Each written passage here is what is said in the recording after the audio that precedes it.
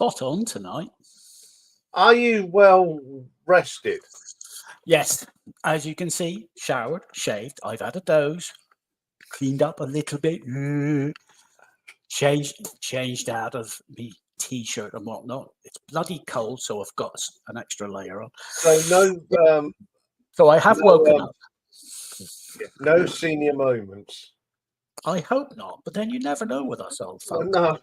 Well, if you don't know what we're talking about, when we were doing this afternoon, he was thinking it was going out tomorrow. I don't know what planet he was on. He was in a time warp. I don't know what happened over in Northern Ireland today.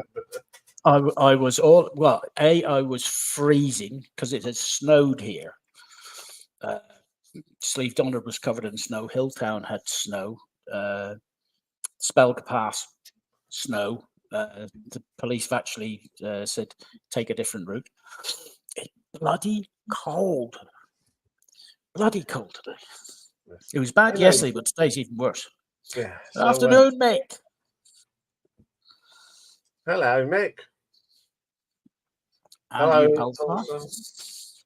Anyway, I hope everyone's well. We will be concluding round 2 tonight at some stage in the evening when we've got an assembled array of panel. Yes, an array of celebrity squares. Haha. Yes. Good evening, Elliot. For you. Hello, Elliot, and Charles. Yes. No, I've decided to keep it on for about another 5 minutes because we were actually waiting for someone, but they haven't come up. So I'm actually going to retreat into the background.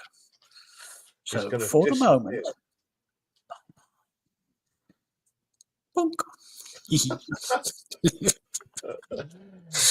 Anyway, we've had lots of people watching this week on the channel. 5,289 people. Gold. So many people. We hope it was for the right reasons. I'm sure it was. So what you've been watching? Sid Barrett. Yeah, 65 people liked a 2-album ranking. Okay. I got some stick over it, but I'm a very rude man, and he got given a big E. Yes. Yeah. It's quite rude to me. Number 2 only popped up yesterday, and it's the wonderful Carole King, 71. But some clown didn't like it. How can you not like the lovely Carole King? Please. Never mind. And somebody thought that a soundtrack album is a studio album. No. Soundtracks are a separate category. Yeah. And the top one for this week was last Friday's live album ranking of the wonderful Moody Blues. Yes, you can't go wrong with Moody Blues. You can't go wrong with Moody Blues. And 15 people did join us last week, so welcome on board. Top short last week. Bit of Motorhead and the album Bomber. Bit of Motorhead, 530 people. There's nothing wrong with a bit of Motorhead. Last year is out. And they weren't a heavy metal band. They played rock and roll. Okay, over the last 28 days, a staggering 18,673 people thought, well, we'll go give this bloke a try. And 56 people thought, well, he's this good, we'll subscribe. Yeah, out of the 18,000, only 56 subscribed. Oh, well. Yes. So, number 3, you thought that the Michael Schenker Group album ranking was pretty good because 139 people thought it and watched it. Dave Edmunds is still hanging about there, 173. But at number 1 is Ian and Richard's 10 top 10 instrumentals with 197. A lot of people like that one. Yeah. Yes, you're the second person. We'll keep it under your hat for now, Jimmy. So the grand total is 315,684 views. That's a lot of people. Good evening, Mike. Evening, and Mike. we're now up to 1,585 subscribers. You were at 1586, but one person decided no. No, they didn't like us. So come back when you want. Yeah. Anything changed? Derek Riggs is just in the lead of Jethro Tull by about 12 now. Yeah, the lead is shrinking. It's shrinking, but he's at 4,054. Slade still. Good evening, Jason.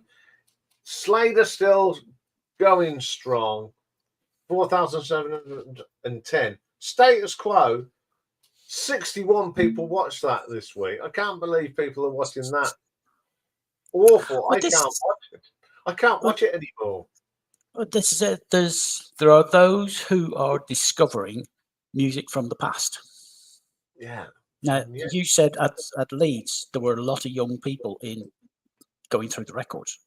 Yes, I've heard. They're discovering stuff from the past, and okay, you're a source of, is this any good? Yes. So yeah.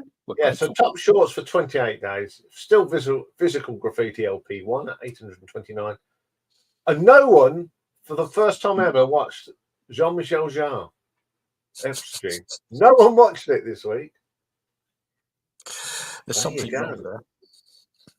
So what have I been listening to? Apart from stuff, the future stuff that I don't tell you, I did finish listening to Beggar's Opera. And what a lot of fun that's been, reliving some of them. But Belle and Sebastian, we're nearly done, and I've really enjoyed doing Belle and Sebastian. Of 7 of the 11. And I've been listening to Marmalade while eating my toast and marmalade. 3 of those. Jade Warrior, 6 of 14. That's an interesting one. Circus Devils, yeah. Struggling with them, but I've done 5. Bare Naked Ladies, we've done 4 of the 13. I've really enjoyed them as well because I've forgotten how good they were. They were a lot of fun, Bare Naked Ladies. And Joe Bonamassa, 6 of 16. Well, it's just blues, and I do love the blues. I've also been listening to stuff for live albums that are coming up as well. So, and we have finished. You have finished a rather long story. Yeah, the next story after Michael. So that's in the can. Yeah, and we'll give you a clue. There's 9 parts to it. It's 9 parts to it. Yes.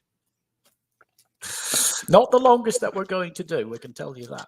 No, I think the next one after that might be after that. Yeah. Right, that's sorted out the dog as well. He's quite happy. So, he's chomping away, is he? Right. He's chomping away. So, I'm going to say it's time for Hatches, Matches, and Dispatches. Okie dokie. I get to rule the airwaves. You do. Dispatches. We've had notification of a couple of deaths that occurred before the last stream, but we hadn't been notified. So back on the 18th of March, unfortunately, the great British prog rock multi-instrumentalist Jimmy Hastings, he of Caravan, Soft Machine, Hatfield and the North, he passed away. As did Kevin Toney. He's an American jazz fusion pianist and composer, and he played with the Blackbirds, BYRDS. The 20th, Gene Elders, an American country fiddler. He played the Ace in the Hole Band. The 23rd of March, we're going Central Europe now. Igor Ozim, a Slovenian classical violinist, passed away, as did Maurizio Pollini, an Italian classical pianist. 24th of March saw the departure of Vincent Bonham. He's an American funk singer with the group Radio. His death was announced on the 24th. We don't know exactly when he passed. But we do know that Death Rhymes, Surinamese Dutch rapper, and Peter Otvos,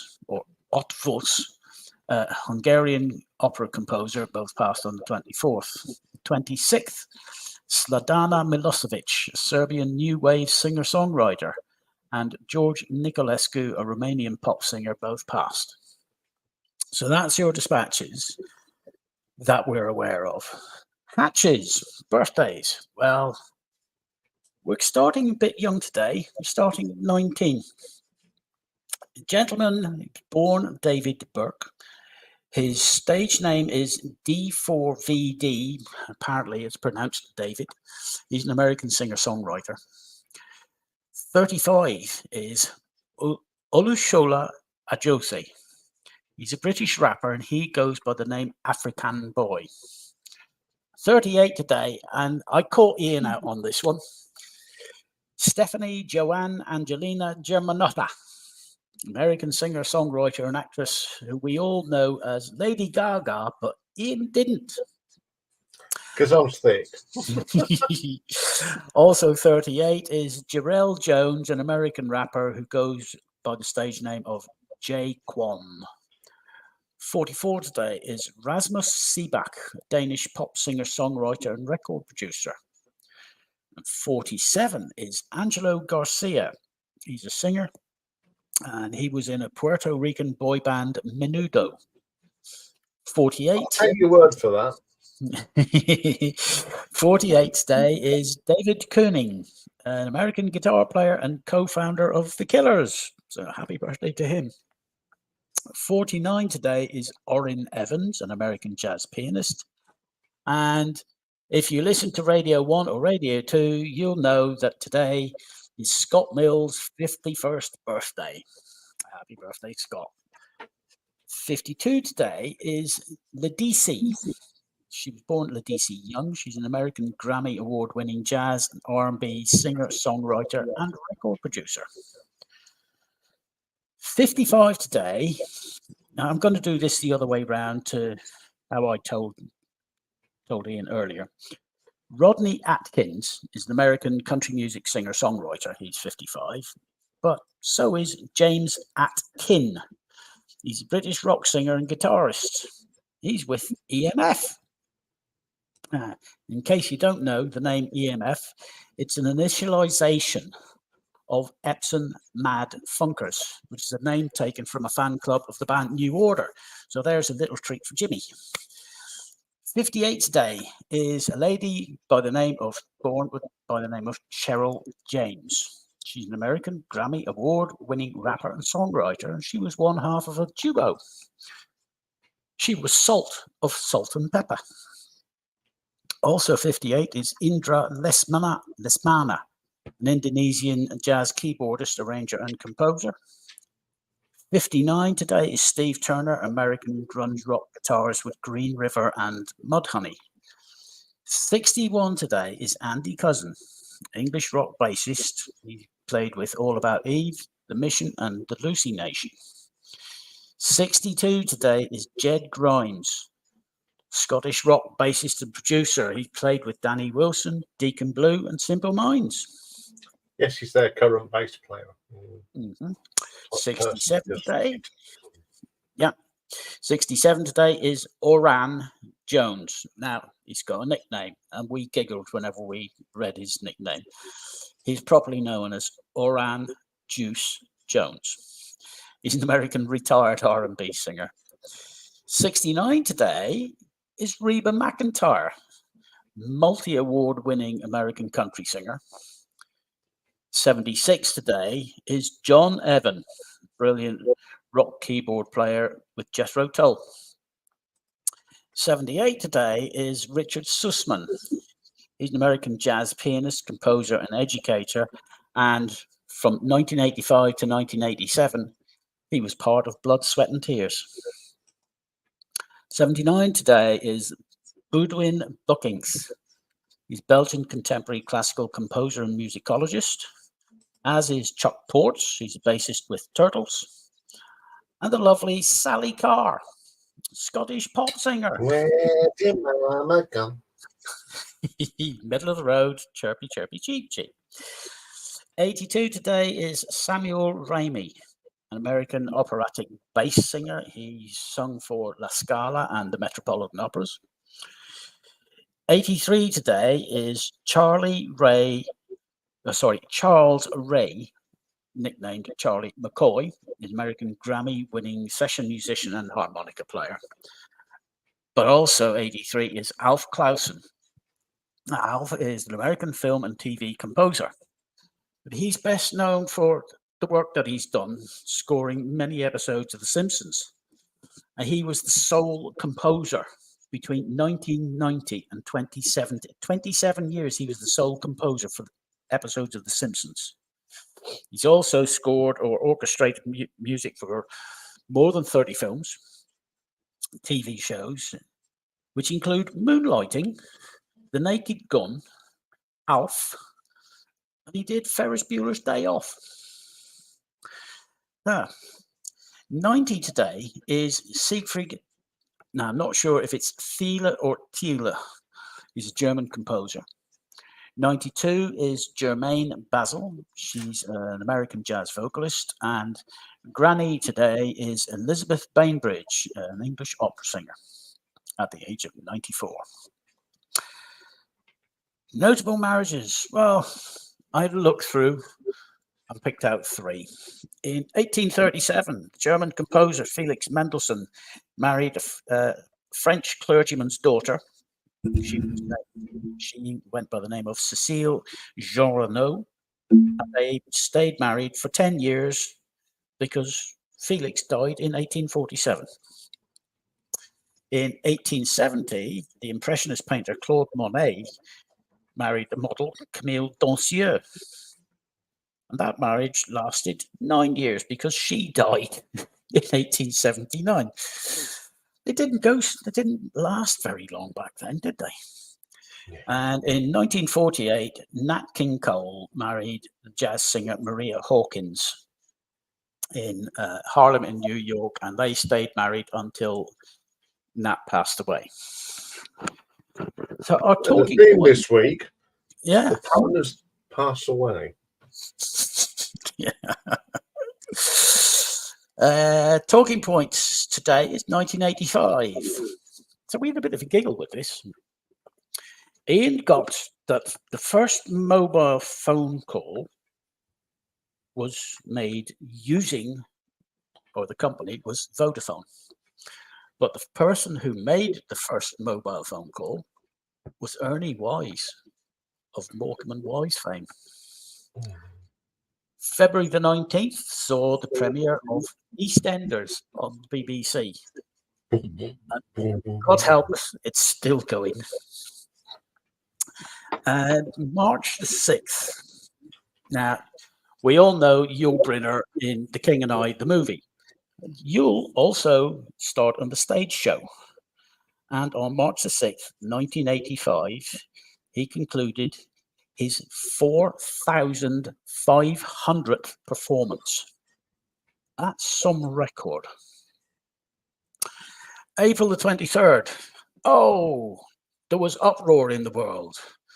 Coca-Cola announced that it was changing its secret flavor formula, and new Coke debuted.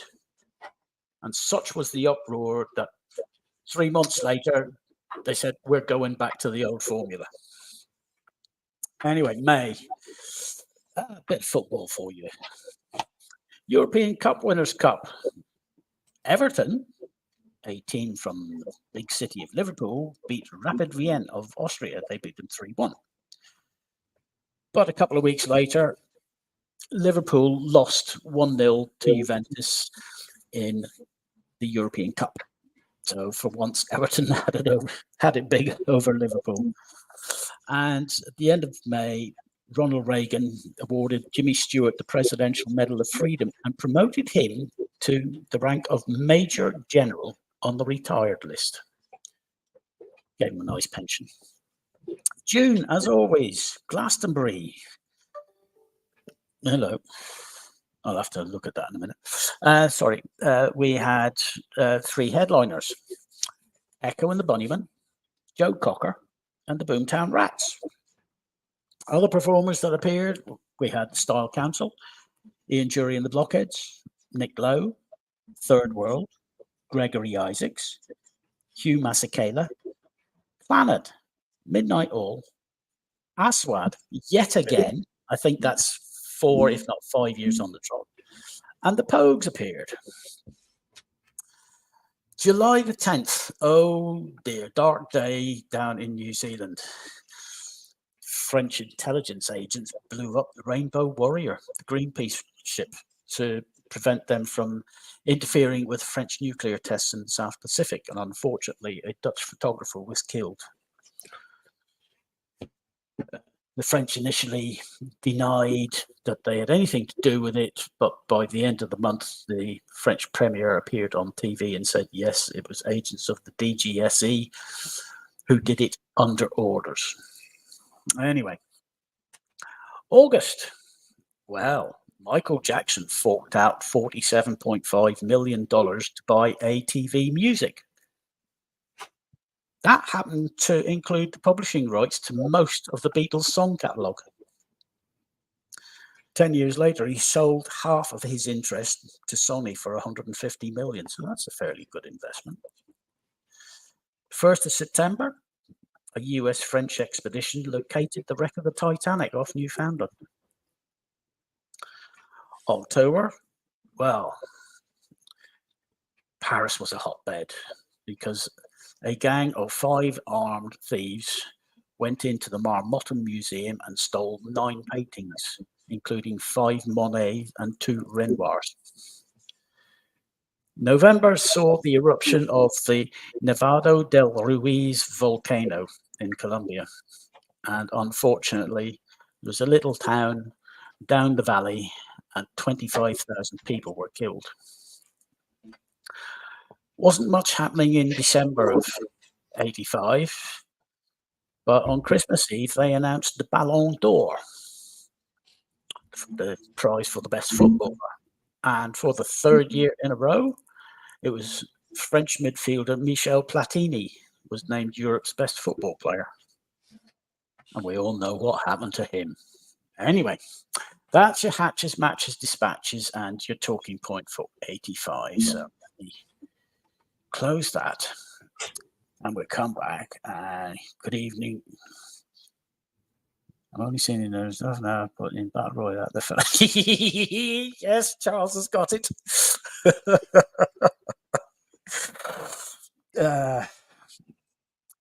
Hi, Martin. Yes, I agree. Jimmy. Yes, Hazel Stadium. Everyone give a thumbs up for it. Thank you, Pulsar. Elliot. Okay. If you're ready, young sir. I am. We'll add it to the stage and full screen, off you go. Okay, before we start, new thumbnail. So Jimmy will be elated now.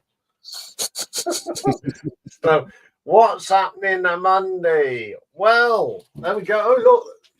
As you see, we have changed a bit. Different T-shirts. So we're going to start off with a great band new from America called the B-52s. And also on Monday, hang on. We're not seeing the thumbnails. Aren't you? Nope. We're just seeing your okay. There was a technical hitch here. Do you want me to remove it from screen? Remove it from screen. We'll start again. Okay. Because we're seeing the program, we're not seeing the thumbnails going through. Is it going now? No, it's still, you're still showing the program. That shouldn't be happening. Okay, folks, we have got a technical hitch here. So I'll take it off. That shouldn't be happening.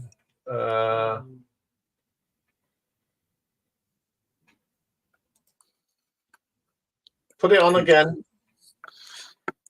All right, add.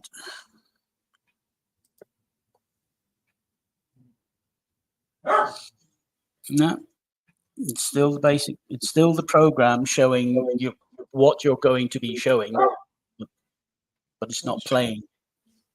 Oh, what's happened there? Sorry, folks. You might have to. Have you saved it?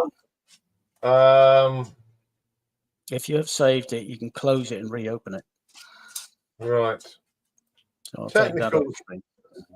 Technical blooming. Right.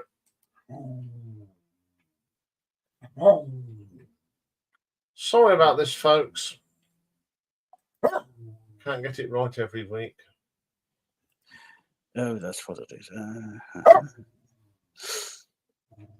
Right, let's take that off completely. Stop screen. Refresh it. Loving thing. Right. Let's have a go. This. Right.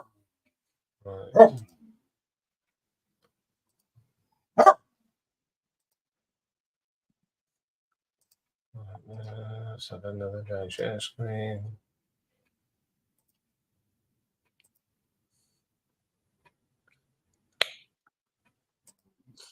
Right. This time it should work. Right. Is it working now? No, it's still stuck on next week on RTO. It hasn't advanced. So what is it doing? Living thing. I hate it when things. You might have to do it manually. Try it.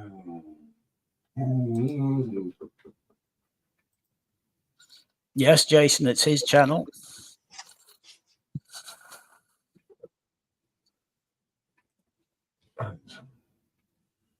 Okay. Right. What about if I do that? There we go. Right, we can see Monday. Yeah. So we'll do it. Have to do it like this week. I don't know what's going on there. So as you can see, we've got the B52s. Right. Yeah. No. Put it back up. Yes. It's gone. You've removed it for some reason. What's going? Sorry about this, folks. There's something a glitch somewhere, and it's really getting on my jumblies now. Right. Try again. Okay, so we've got the B52s. Yeah. A new show starting on Monday. A perfect night. And I've really gone out on a limb here for you folks. I'm going to do Milo Zolo Coldplay as finding the perfect side. And I think that expression says it all. Okay, Tuesday. We've got another Michael Schenker supergroup. Look how many people are in there. 1, 2, 3, 4, 5, 6, 7, 8. And they're called Fest. Mm-hmm. And retro ranking is a tribute to the one and only Mr. Steve Harley. Tough one for me, that was. Marathon next week, we're going all prog. And it's quite ironic that it's Caravan. Yeah. So it'll be sort of a, because although Jimmy was an official member of Caravan, he played on he was there doing his fluting and all that sort of good stuff. Mm-hmm. Okay, Thursday. As we don't know who we got in the quarterfinals, I thought I'd put the Dash Hound on. Rocky's puzzled. He doesn't know what's happening. Yes. He doesn't know what's happening either. We've got a Wonder Down the Sidewalk, and we'll be looking at the top 10 singles of April the 4th of 1975.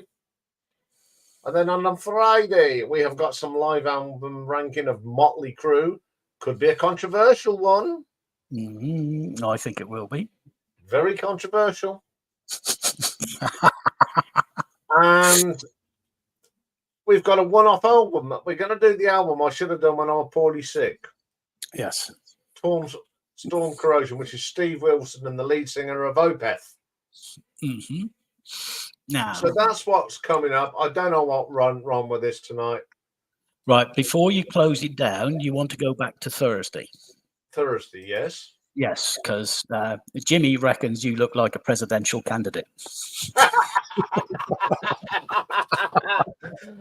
I do a bit there, don't I? I can't go. Yeah, Iain for president. Yeah, thank you, Jimmy. Right. All done? I don't know what happened there.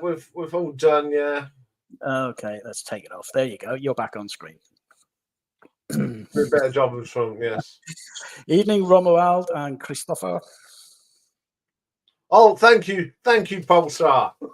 I've got one vote. Anyway, let's get people up. And Simon, hello. Let's get some people up.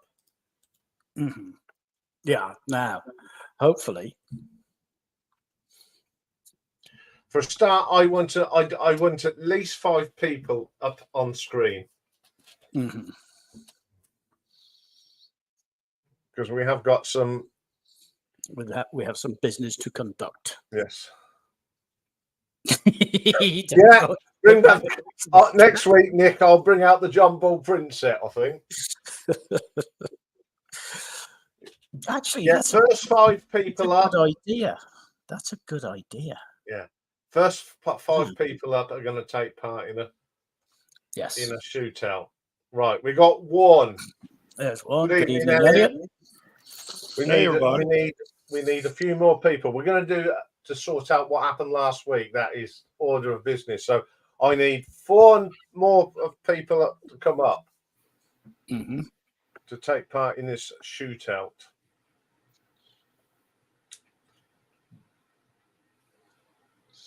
Meanwhile, how's your week been, Elliot? It's been hectic week, but I guess that makes the time go by faster. Yeah. There's number 2. Number 2. Good evening, Mike. Hey, Mike. Hiya. You're up. You're there. Right. 3 more, and we can do this. Are you trying to reach a quorum? Trying to get a quorum? Yes. So we got a vote. So we need, because Iain and I don't vote. We want at least 5 to make a decision. 5 people to make this actually work. It's all a bit exciting, isn't it? Yeah. I mean, we could do it with 3, but 3's too small. Yeah. So I know Jimmy's in here and Nick's in here. So even if you come up for a few seconds, we just need 3 more people to help us sort out who goes through to the quarterfinal. Dale's Romuald, if he's not working. Yeah, that's. Well, Dale, yes. Simon could do it if he wanted.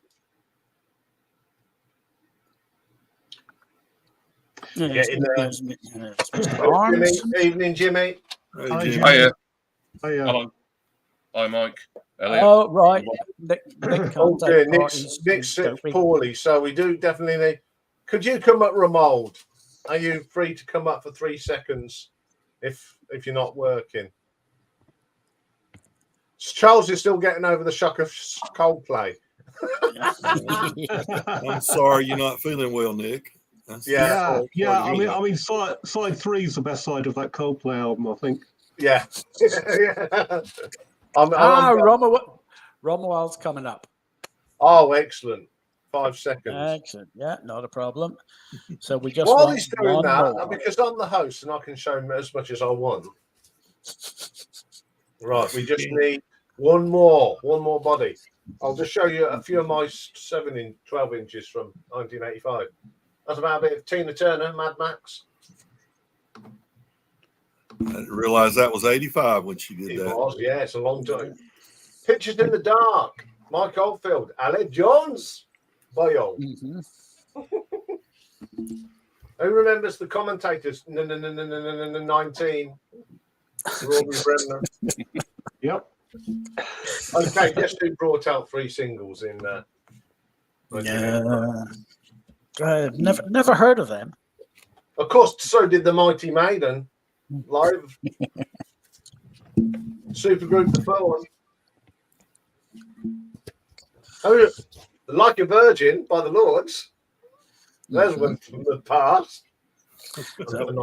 Right, I need one more person to come up. Yeah. Or this vote won't go. You couldn't even persuade Bernard to appear. Nick, could you come up and not show your face? Or was that... If you wanted, all we want is a band name. That's all we're going to ask for. Yeah, that's all we done. You don't have to stay long. I just want you to say yay or nay.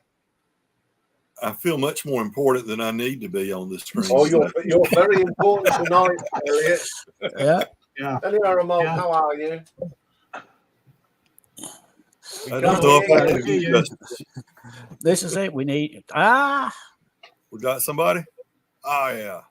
Excellent. Right. Blue Oyster. Oh, Ramon, we can't hear you. Have you got your mic switched off?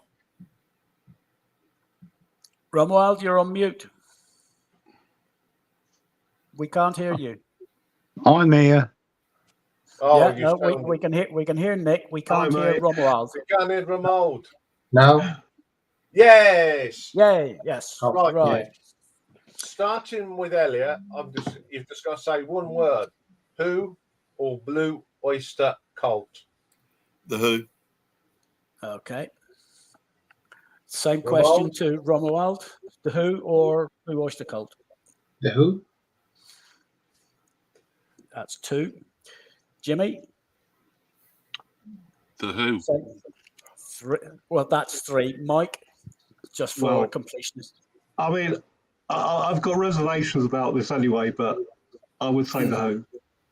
Okay, that's 4. And just to Nick, complete, how would you go? You needn't bother asking, had you, really? Yeah. It's a drubbing look. So there we go. Thank you for getting out your death day, Nick. Hope you get well soon, mate. I'm still in my bed. Okay. Yeah. That's why he's not on camera. He doesn't want us to see his flannelette pajamas. Well, Nick, I've probably given you COVID, via the internet. Oh dear. No, I feel like shite. I really do. Oh, yeah, I did last week, but well, so long as it's not 100 day, you'll be all right. Yeah, well, I hope you get better soon, mate. Yeah. So, thank you guys for doing that. I mean, it wasn't the ideal situation, but I think it was the best way to resolve a problem.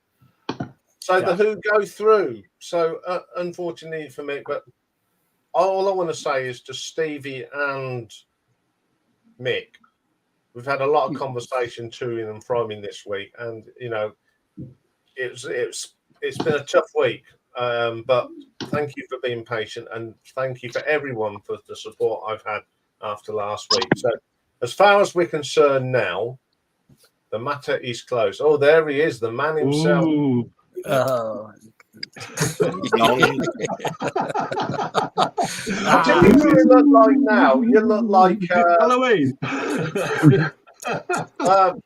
Holly off of Red Dwarf. Even though the Who won, I think you should keep Rocky up as the illustration for it. I think he looks super, doesn't he? Anyway. So thank you very much. You've solved a problem.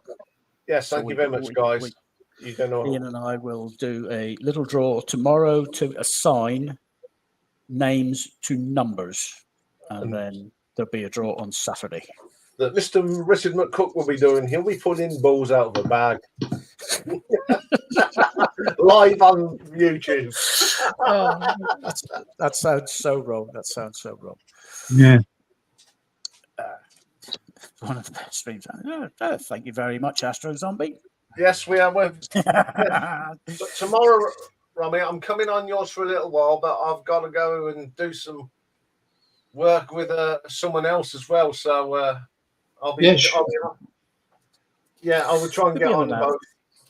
Yeah. So what day are you? Is it Friday or Saturday? Is it Saturday? Mine.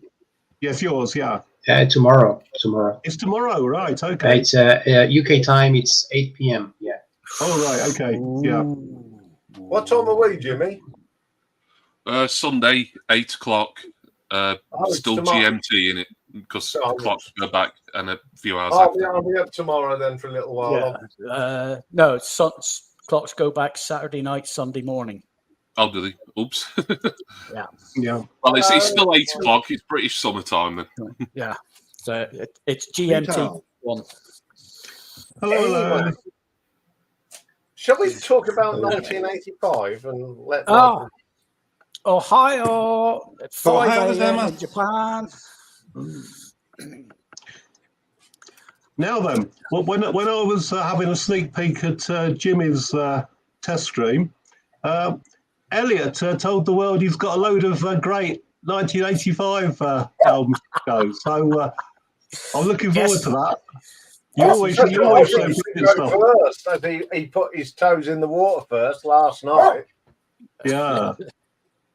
Yeah, I spent some time figuring out just what I wanted to show. It's fun. 85's kind of a difficult year, as we're transitioning to CDs, and I was getting to the point where the money wasn't necessarily there that often to go out and buy records.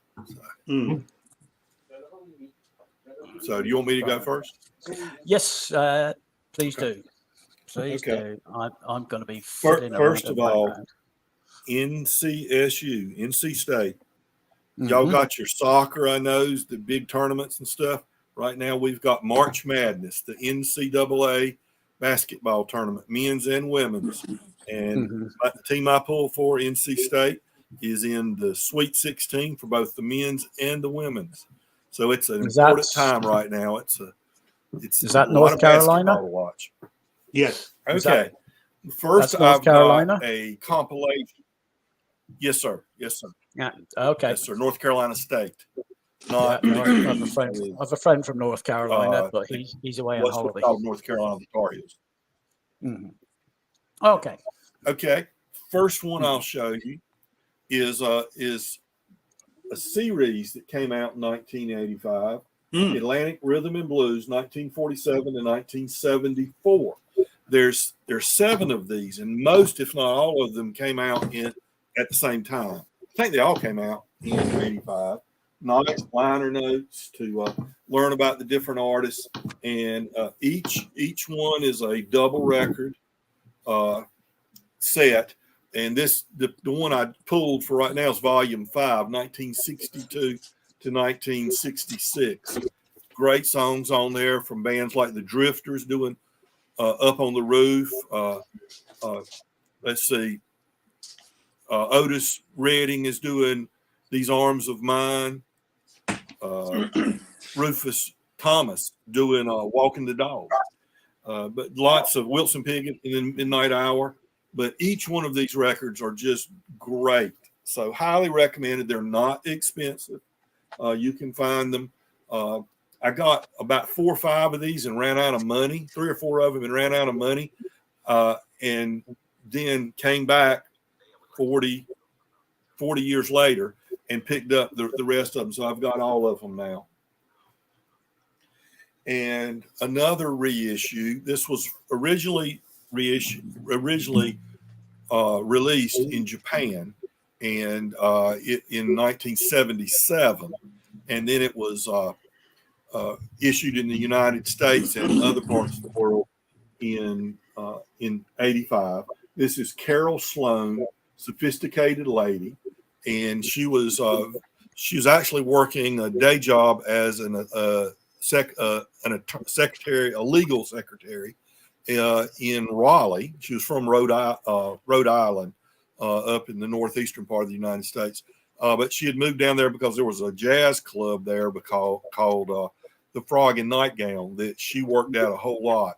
And she got a day job, and she would make excursions to Japan and do small tours of Japan and became very popular. But Sophisticated Lady, Carol Sloan, these are all Duke Ellington Orchestra numbers that she's doing. She loved Duke Ellington Orchestra. She does the typical stuff, the Strayhorn Ellington stuff, Take the A Train. And in fact, she does that to open the album and to close the album. In a Sentimental Mood, Satin Doll, just all kinds of great Ellington Orchestra stuff, Carol Sloan.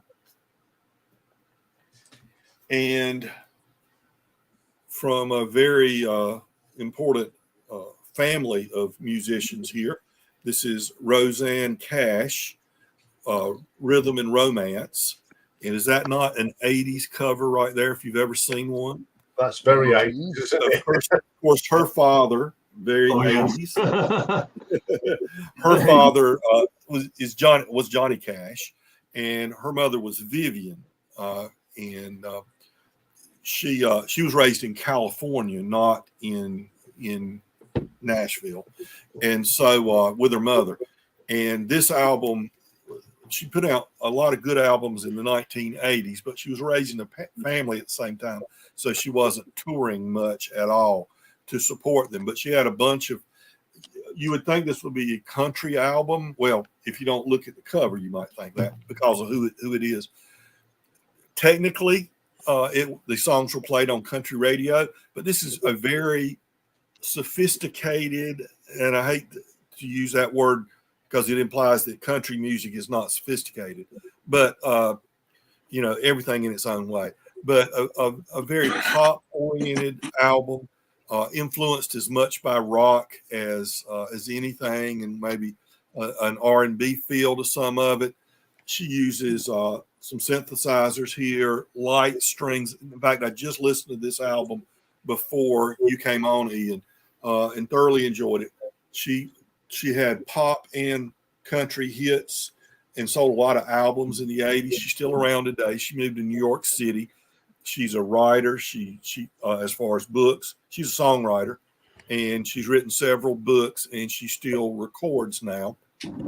And Rosanne Cash, she had 4 top 10 country hits, including 2 number ones, and several of these, not all, but several of them were also charted on the Billboard pop charts.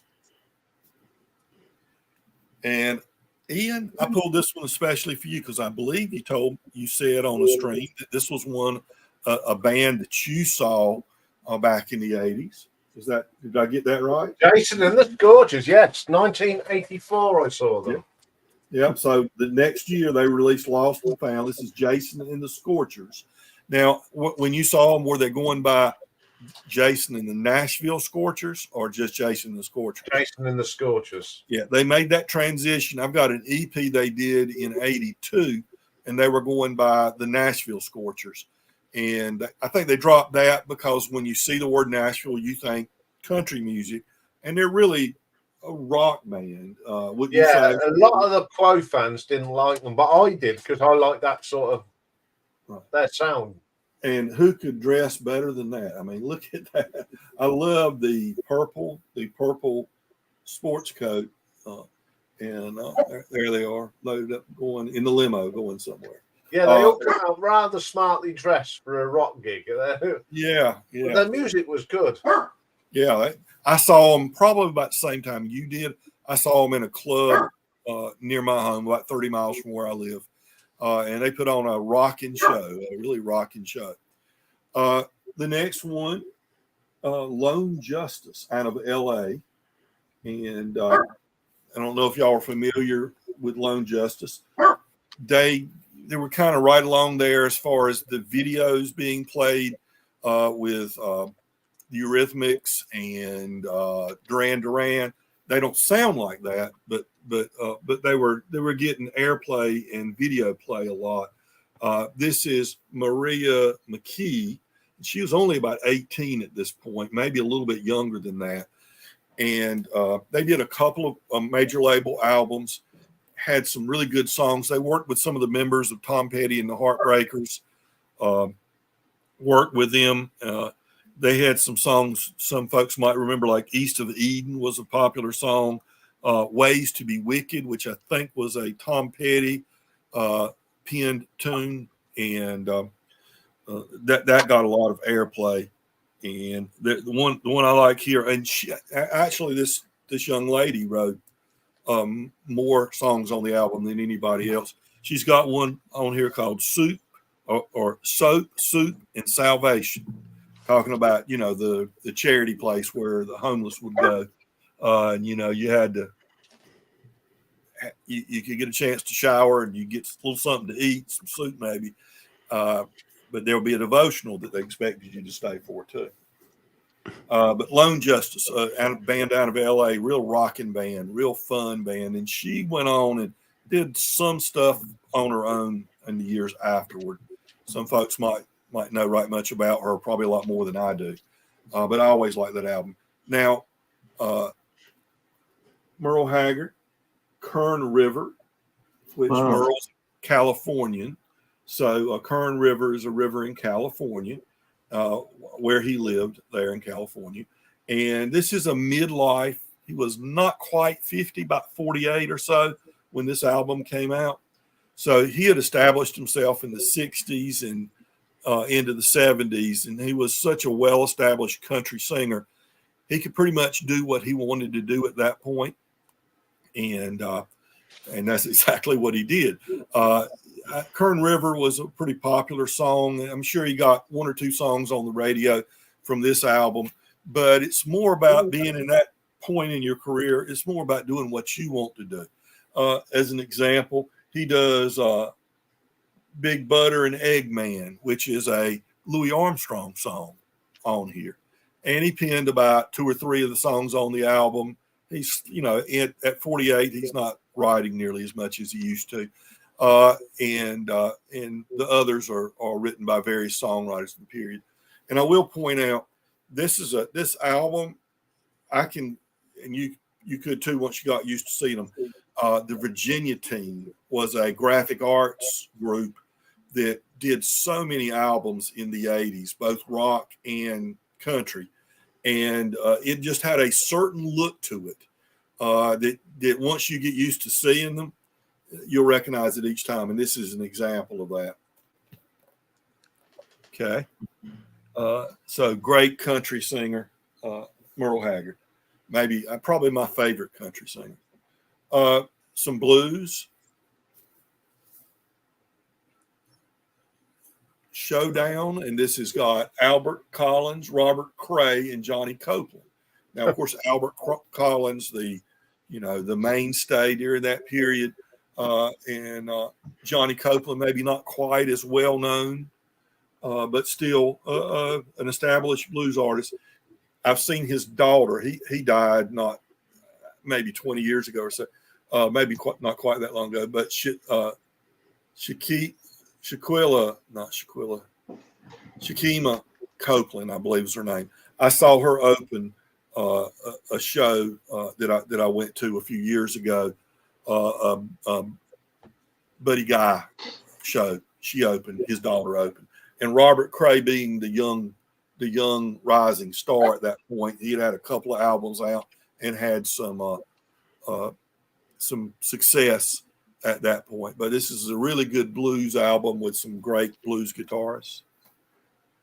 Yeah, that sounds great. That's a really good album, I think. You know, I mean, Robert Cray had quite a bit of success around this time in the UK. Yeah. He was a mainstream artist at that point.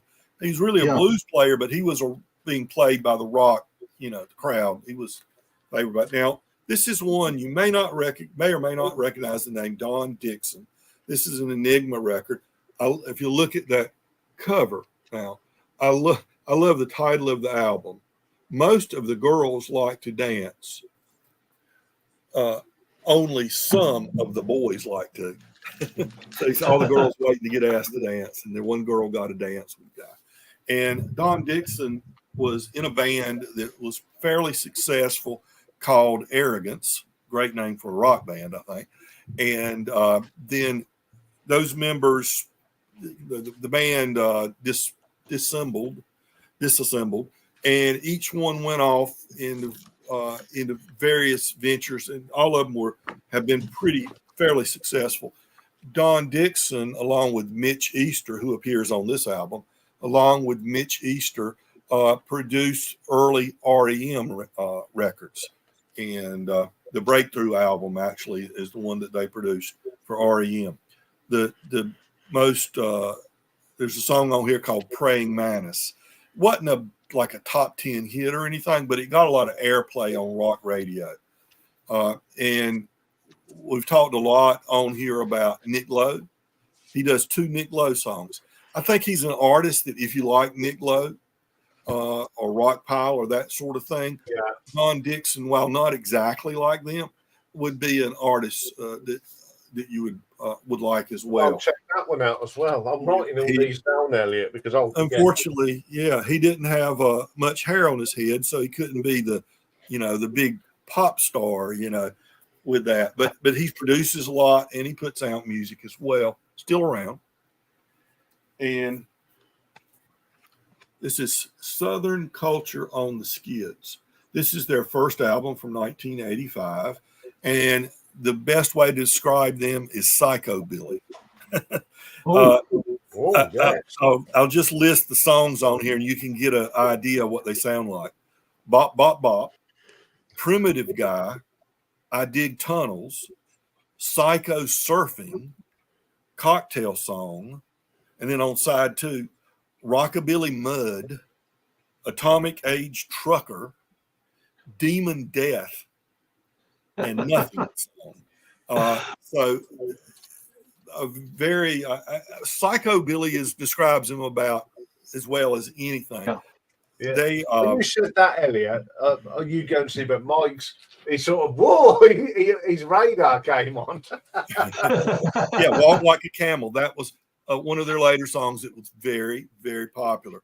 But my favorite song by them is called 8-Piece Box. It's not on this album, but 8-Piece Box is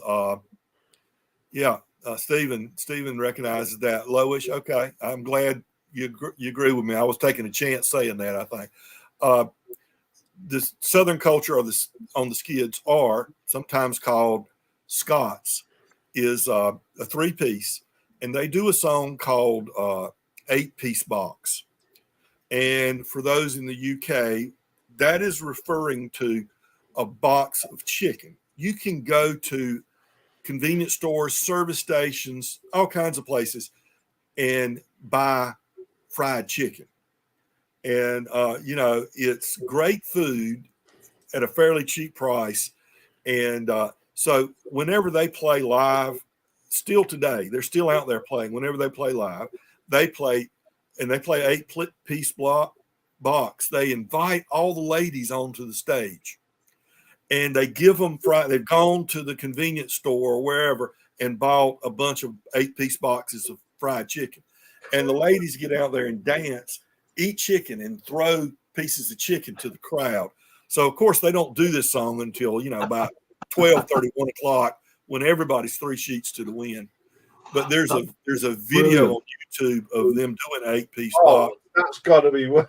Yeah. Well, from 2002, I believe it is, and it's in Chapel Hill, North Carolina. It's a college town, and all these young ladies, 22, 24, 20-year-olds are up there dancing, and there's one in particular that she's got a glaze over her eyes, but boy, she is doing the funky chicken and all kinds of stuff. And what I love to imagine is 22 years later, all these ladies are, our Sunday school teachers and the loan manager at the local bank, all these, they're prim and proper ladies. But that video of them in their college days is still out there.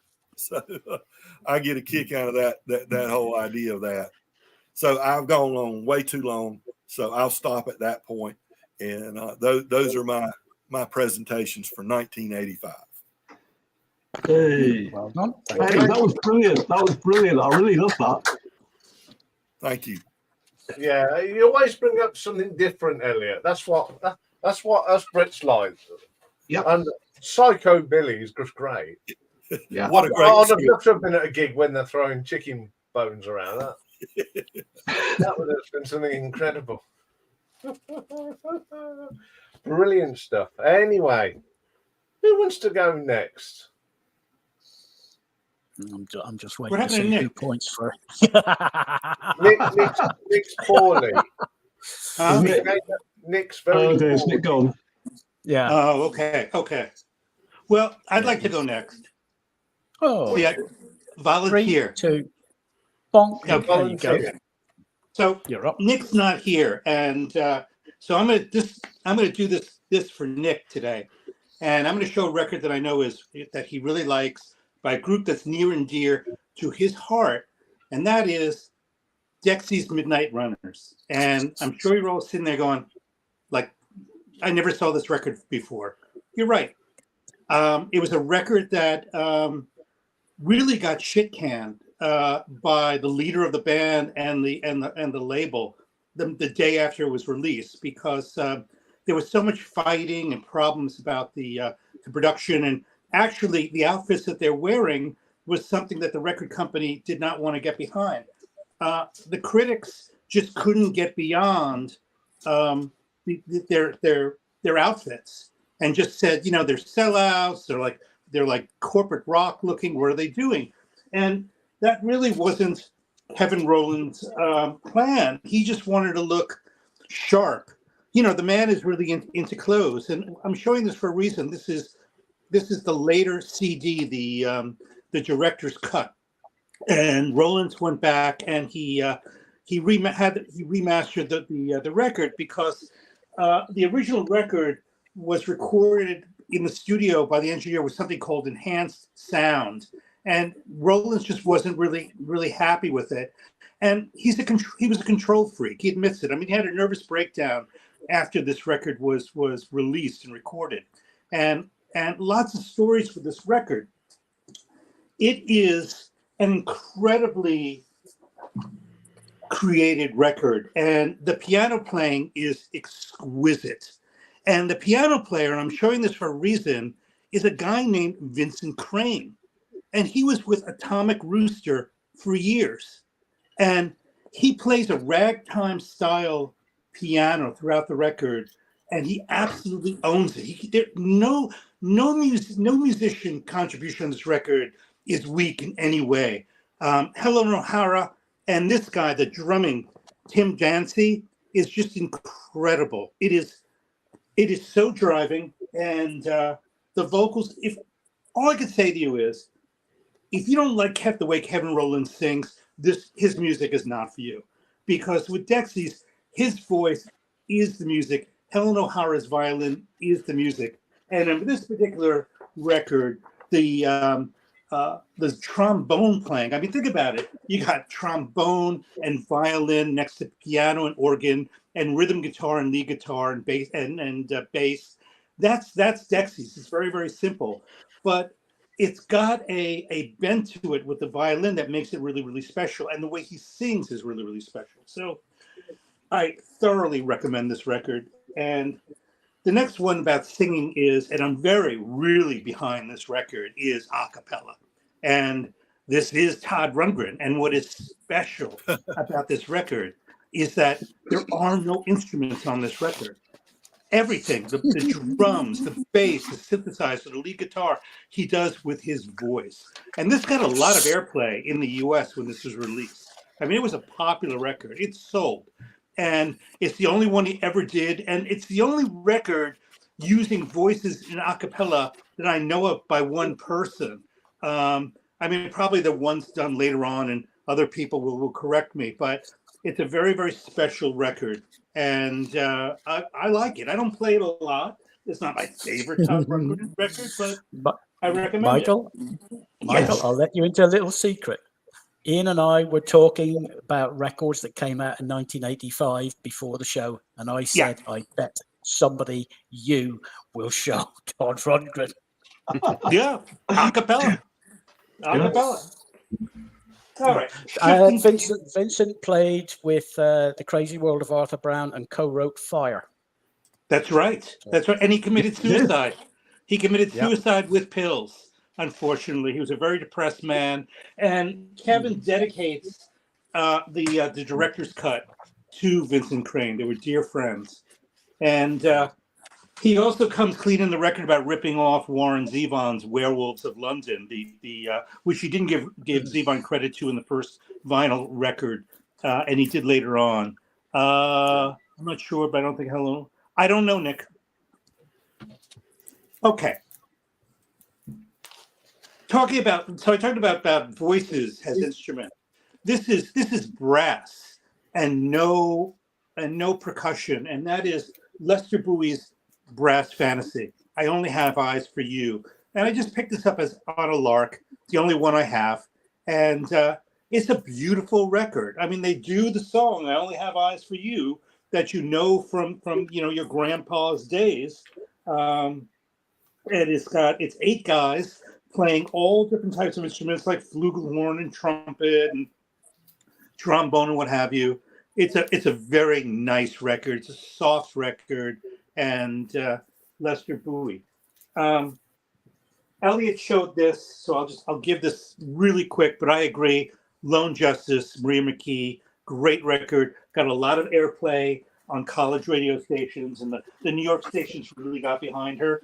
The Waterboys, This Is the Sea. This is the first Waterboys record that I got, and I absolutely love it. Don't Bang the Drum is an amazing song. The Hole, the Moon, Spirit, The Pan Within.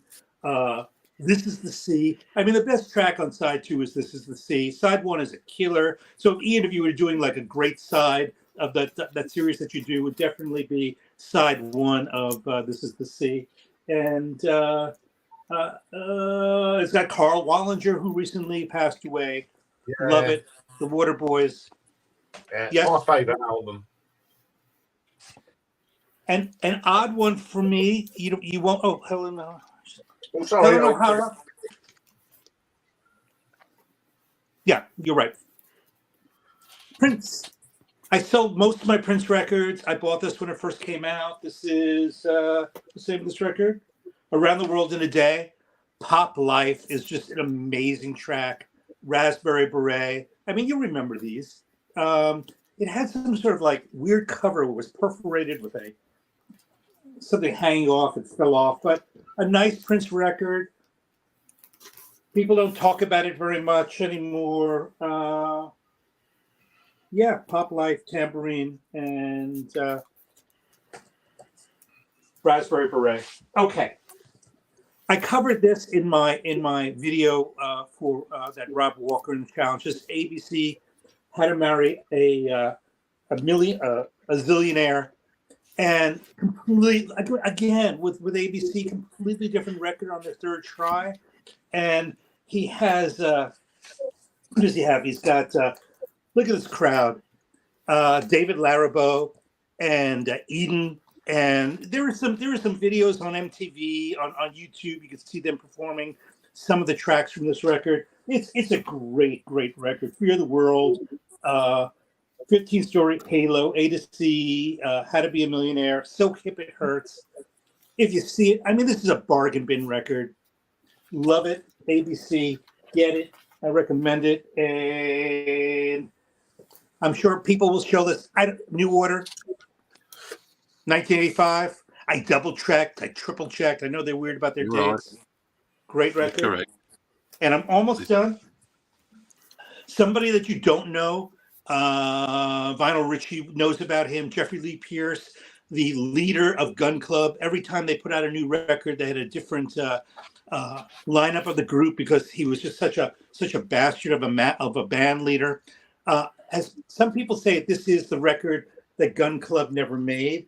And they're right. It's just the first track on this record is Love and Desperation. It is a perfect Gun Club song. He died of a cerebral hemorrhage, I believe, in the 90s. Very sad story. He was the president of the Blondie fan club before he started Gun Club. And I just learned about him from KUSF radio stations in San Francisco. Never saw them live. And my last one, and it's an odd one. I showed it once before, and that's Frank, folk singer. This is her debut, and she went on to work with Alice Bag Band and other LA bands. She wrote for Slash magazine. She was no slouch. Her last name was Gottlieb. She was a Jewish woman. She's still alive and a leader in punk movements. And it's a great simple folk song record. Female Mud Wrestling is a standout track. It's funny. And also the track about Thomas Noguchi, who was the coroner for the LA city. And that's it. That concludes my That's a presentation. lovely photograph, Michael. That's a really lovely photograph. It really is, right? Yeah. Excellent. Yeah, well done, mate. Before we go on, I took my jumper off and I put it on some steps that he uses.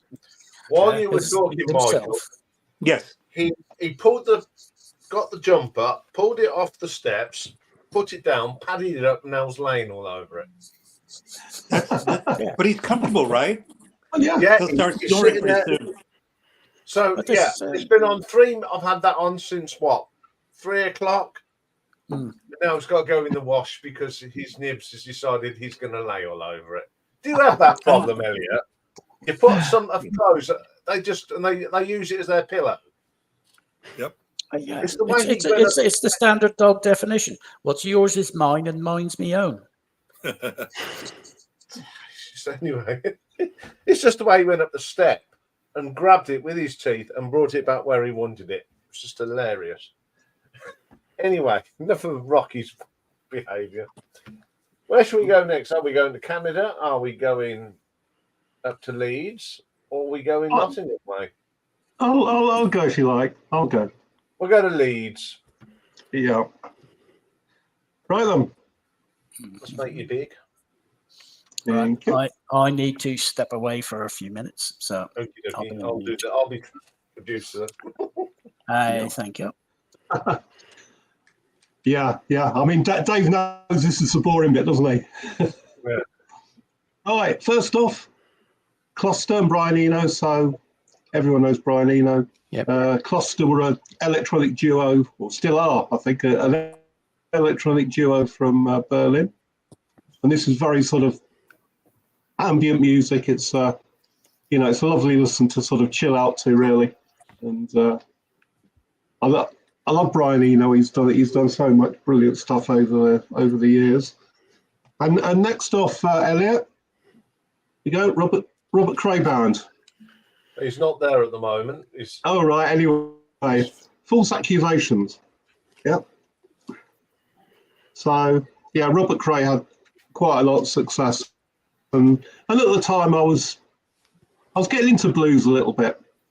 I think I was a bit dismayed at the state of British popular music at the time, and I was looking further afield. So that's Robert Cray Band, and it's a brilliant album. Next off, band from New York State, 10,000 Maniacs, The Wishing Chair. This is our second album. It's on the Elektra label, and lead singer Natalie Merchant at the time, Natalie Merchant, absolutely fantastic voice. So they're a sort of an indie band, but this is very much sort of folk rock. You've got some traditional stuff like Just As the Tide Was Flowing in there, and quite a lot of stuff that they wrote themselves. I mean, well, particularly Natalie, and there's a track on here called Lily Dale, and it's an absolutely beautiful track. And what it's about is sitting in a graveyard and reading the gravestones. So a lot of the lyrics are from 19th century tombstones, and it's absolutely brilliant song. So this is one of my favourite albums of all time, and I still play it an awful lot. Right. Sometimes my favourite Cure album, I can never decide which is my favourite, but this one is quite often the Head on the Door. Yeah, we was talking about who was showing that tonight. Yeah. So it kicks off with In Between Days, and then you got Kyoto Song, The Blood, 6 Different Ways. But there's another single on here, Close to Me, and I really love the video for Close to Me, when they're all crammed inside a wardrobe, and it's just a very sort of funny video. So That's a Cure. I'll pass by this one quickly. Yeah. There you go, New Order. Low Life. So again, you know, New Order's two best albums are either this one or Power, Corruption and Lies, you know, but I think this is great. Yeah. Propaganda. Oh, and this great is band from Germany. Secret Wish, yeah, from Germany, yeah. Yeah.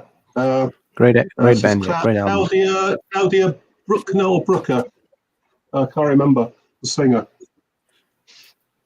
But you know, she had very sort of striking looks. I thought very 80s. So this is on the ZTT label, and you know the hit from here is Jill, you know, which is a fantastic song. Oh, excuse me. Right, UB40. Rhythm, and it's got a great sort of inner there, and you'll notice sort of inexplicably sort of dressed as a jockey down here. There she is, Chrissie Hynde. So yeah, this is an album that came with an EP as well, and on the EP you've got a cover of I've Got You, Babe. That's Chrissie Hynde duets. So yeah, this isn't a bad album. It's sort of I've always thought that sort of, you know, following their debut album, UB40 never quite hit the heights again. But I quite like this album. It's quite rootsy, and I like the cover as well. I think it's a lovely cover. Yes. Yeah. So of course, you know, UB40 was a form that you used to have when you were signing on for unemployment benefits. So in order to claim your unemployment benefit, you had to go to the DHSS, the Department for Health and Social Security, and this is Half Man, Half Biscuit. Hey! What an album that is! I think I showed this before, didn't I? Sort of some months ago, and it's so full of sort of uniquely sort of British sort of cultural references that I think I think you know, Michael and Elliot might be a bit nonplussed by it, you know, because you've got effing L, it's Fred Titmuss, and Fred Titmuss was a cricketer. A fast bowler. Yeah, that's right. Yeah, and then, buy it for the cover alone. 99% of Gargoyles look like Bob Todd, and Bob Todd was a comedy actor. And he was on Benny Hill, wasn't he? Yeah. Yeah, and then Time Flies By When You're a Driver of a Train, which is from Chigley, from a children's television series called Trumpton, but the lyrics have been changed slightly, so it's a sort of drug-fueled song. And as I hate Nerys Hughes, and again, you know, who the hell is Nerys Hughes if you don't live in the UK? Well, she was an actress who was in various sitcoms. I think she was in Liverbirds, wasn't she? Liverbirds is a big one, yeah. Yeah, and then another reference is the Len Ganley stance, and Len Ganley was a snooker referee. And he had a limited mark. He had a limited market, we'd say, in the corporate boardroom, right? A very limited market with those references. Well, that album, Michael, was very popular over here. Yes, very no popular. doubt. Yes, yeah. I mean, Half Man, Half Biscuit were really quite big, you know. I mean, they were one of the bands that were really championed by John Peel at the time. Yes. And, you know, there you go. Another brilliant name for a track is I Love You Because You Look Like Jim Reeves. Yeah. So that's not, it's an absolutely brilliant album. It's full of sort of UK references and British humour. Yeah. Has that got Dickie Davies one as well? Was that one of their other?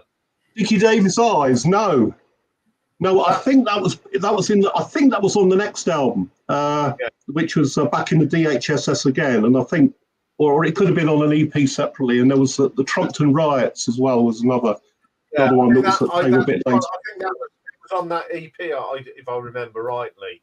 Yeah, I think they wouldn't. That's it, but they are great. Yeah, right. Another band that were championed by John Peel, the Men They Couldn't Hang. And the Men They Couldn't Hang took their name from the man they couldn't hang, who we talked about before a few weeks back, and that's John Babbacombe Lee. Yes. Who ended up being the title of a Fairport Convention album. So this is Night of a Thousand Candles. The guys are from the south of England, but it sounds sort of in parts very much sort of like Celtic folk punk. And you've got a really lovely cover of Eric Bogle's anti-war sort of World War I song, "The Green Fields of France," No Man's Land. And then on side 2, there's a track called Ironmasters, and I had to change the lyrics to that. And what they were doing is they were comparing the Industrial Revolution and the hardship there with sort of Thatcher's Britain in the 1980s. And the last sort of couple of lines were really incredibly derogatory about Margaret Thatcher. So in order to get radio play, they changed the lyrics, but live they would sing the real lyrics. So they were a great band, and I think they certainly got into sort of John Peel's Festive 50 at some point, and this is their debut album. It's really good. So, talking about sort of folk punk, of course, Rum Sudbury and the Lash. Absolutely brilliant album, brilliant cover, and the title of the album is a Winston Churchill quote, believe it or not, because Churchill said something like, "Don't talk to me about naval tradition. All it is rum, sodomy, and the lash." And they thought, yeah, that's a good note for an album. So you've got The Old Main Drag, which is a fantastic track. It's about coming to London and being completely disillusioned. The streets aren't paved with gold. A Pair of Brown Eyes, I think, is a track that sort of probably everyone knows. And then there's I'm a Man You Don't Meet Every Day, which is actually sung by Kate O'Riordan. Oh, it's a lovely track. I love that. It is a lovely track. I mean, this is an absolutely brilliant song. And I mean, they've got Dirty Old Town on here, which is a traditional song, but it sort of swings from the sort of the raucous sort of drunken stuff that we all love from the Pogues to more sort of considered sentimental sort of stuff. So that's a great album. Fantastic. I mean, I had 2 albums. The previous year, Red Roses for me, and then they followed it up with this, and that's brilliant. Anyway, that's everything from me. So, cheers. Once again, a fabulous selection there. But yeah, there's some fun songs on that Pogues album. There's some absolutely beautiful songs. Yeah, that's what I like about that. Anyway, who would like to go next? Okay, I'm ready. You're ready? Oh, Canada is ready. Yeah, but it's more like my guilty pleasure section. I don't have a lot of records from 1985, and I will probably be the more mainstream guy tonight. But old records I bought when I was like 17 or 20 years old. This is Falco. He had his massive hit with Rock Me Amadeus in the US. One of the very first songs singing in German that made a #1 hit charts in the US with Rock Me Amadeus. And he's a brilliant artist. He was like on the edge between genius and ridiculous, and he had a very fast career. Sadly, passed away in '98 while he was driving a car in Dominican Republic. And very iconic personage character, Mr. Falco. I think he made the first hit with Der Kommissar, which was, I think, covered by another band in the US. And but he had a lot of ups and downs in his life. And so this is Falco and Rock Me Amadeus. Next one is another good guilty pleasure section. Three guys from Norway. I think they went to the UK, tried to have a chance, and still love this album. Still love this one. A lot of hits. Hunting High and Low. What is that song? The Sun Always Shines on TV and all that. It is a Japanese. Yeah, it's a great one. Yeah, it's not something I listen to every day, but it's. As I said, today's my. They're not bad, are they? They're not. They're more than just a sort of a pop band. But I mean, Take on Me. The video for Take on Me was seen as really groundbreaking at the time, wasn't it? Yeah. So this is Japanese press, and you can find pretty much everywhere this record in record shows. And I had a chance to find a pristine copy, Japanese press with that booklet. And next one is another band from the UK, Simple Minds, with Alive and Kicking. Still a good album.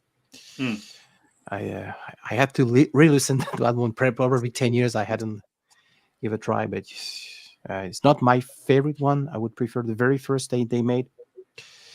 But still active, these boys. Now we are back in Canada with the band Rush, Power Windows, 1985. It's really interesting. They went from all different genres, hard rock, prog. They introduced synthesizer, keyboard sounds with moving pictures. Made another album called Grace Under Pressure and decided to evolve a more like mainstream radio-friendly sound. And I think it's the last Rush album I have on vinyl. Well, I think the Big Money was aired. It was played on radio station back then. I don't know if you guys are familiar with Rush. I'm talking to the UK guys, of course. I know Michael. We love Rush here. Yeah. And this is a first Canadian press release on Anthem, and I think they had the support from Andy Richards on keyboard, who joined the Strobes later. Next one is another album that has been already shown by my good friend Mike. This is The Cure. Not my favorite as well. I would prefer the trilogy, Pornography, Faith, and 17 Seconds. But still a good one. I had a bargain. I think I paid like 15 or 10 quids for I found that one in the UK 2 years ago, and this is a Cure, and I think it's an OJ press. I think. So this is The Cure, and last one, another iconic band from the 80s, a couple. This is Eurythmics. Once again, guilty pleasure section. Yeah, it's not a bad one. It's not a bad one. I think I have to listen to one. There Must Be an Angel. I think Stevie Wonder, he played the harmonica on that one. I'm not sure. So yeah, this is it. Thanks for watching. Yeah, that is brilliant. I mean, you're about that. That was the last. That was the last Rush album I really liked. Yeah. No, until Counterparts come out, and it just my love for Rush came back with Counterparts. Yeah. Anyway, yes, the fingers are being pointed. It's Jimmy's turn. Yeah, you can't put it off any longer, Jimmy. It's your turn. Yeah, I've not got a lot. But I've got 6, all albums. I'll wait. Oh, there we are. I'm big now. Right, is it 2 or 3 people who've shown Low Life already? So, yeah. Only one. Yeah. 2 so far. Still do it a little bit different because I'm showing the Hessian box cassette edition. Yeah, it's Hessian style, I think, but everyone just calls these editions the Hessian box editions. Don't see many cassettes being shown, do we? Well, there we go. There's the cassette, that 100C, and this one, which is quite a recent pickup. I've got this on vinyl in the definitive edition set, and I've got a couple of CD versions as well, but it's got the tracing paper outer, although it's not an outer, it's just an insert being in this box set. It's got some postcards as well. I won't scrabble around for all those. When I did my new order ranking, this was 6 out of their 10. So sorry, Mike. Well, we're all different, aren't we? We're all different. Yeah, I know a lot of people do. A lot of people, love this, and I love it. I love New Order. So even like the stuff that's down near the bottom, I'm going to at least really like. But there's just 5 I think personally are better. Couple of CDs, both reissues, but both definitely came out in 1985. Final Clash album, Cut the Crap, and yeah, it is pretty crap. Yeah. However, despite all the, it's like all the electronic drums, isn't it? And maybe even drum machines in a lot of places. It's very sort of rather like a sort of synthetic new wave, really. It's not really like a Clash album at all. I did rank this bottom in my Clash ranking that I did.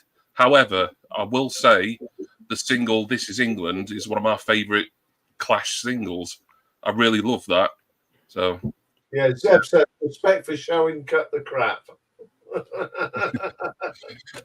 But I love This Is England, so that kind of just that track being on it gets a little bit of a pass, but yeah, it isn't a very good album, admittedly.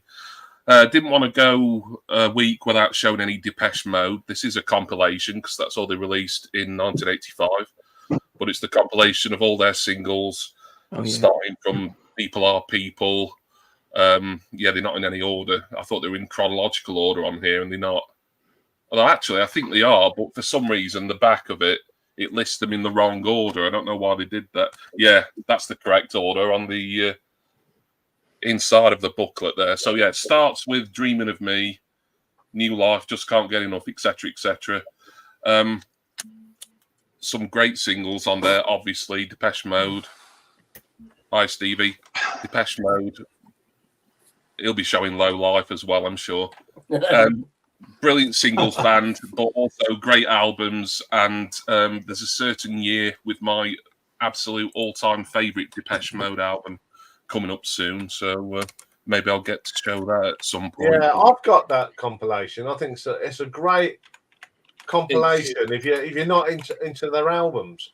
Yeah, it's this has been reissued loads of times. I actually used to have the mini disc version of this, and I think I sold it for about between £200 and £250 for the mini disc. I didn't pay that much.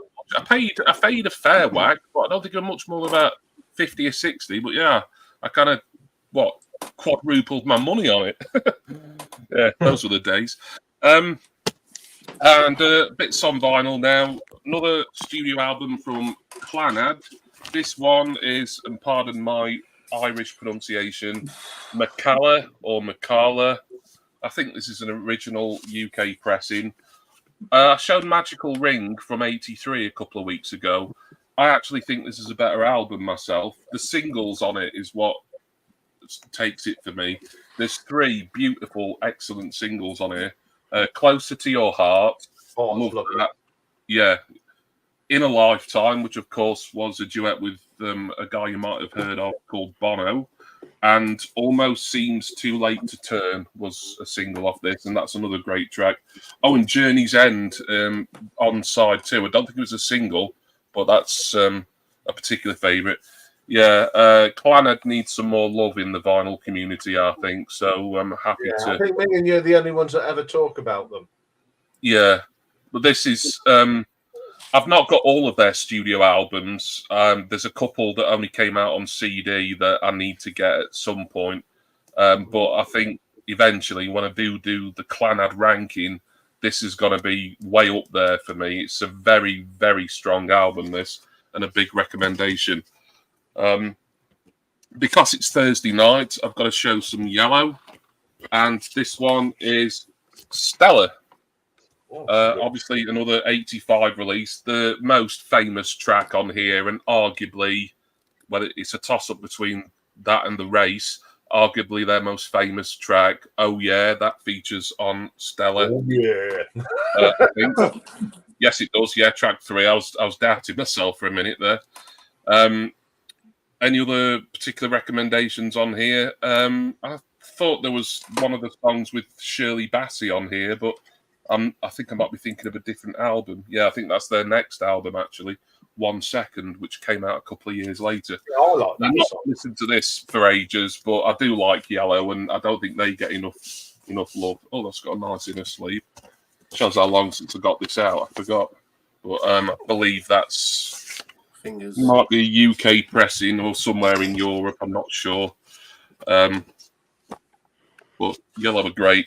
And the final thing I'll show you is a box set. So I hope you're sitting comfortably, because I'm gonna. This is going to take me at least a couple of hours. No, it's not really.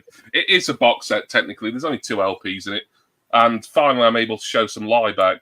I'm not even going to try and pronounce that, but translated, it means a recap, 1980 to 1984. Oh. Weirdly, although they're from Slovenia.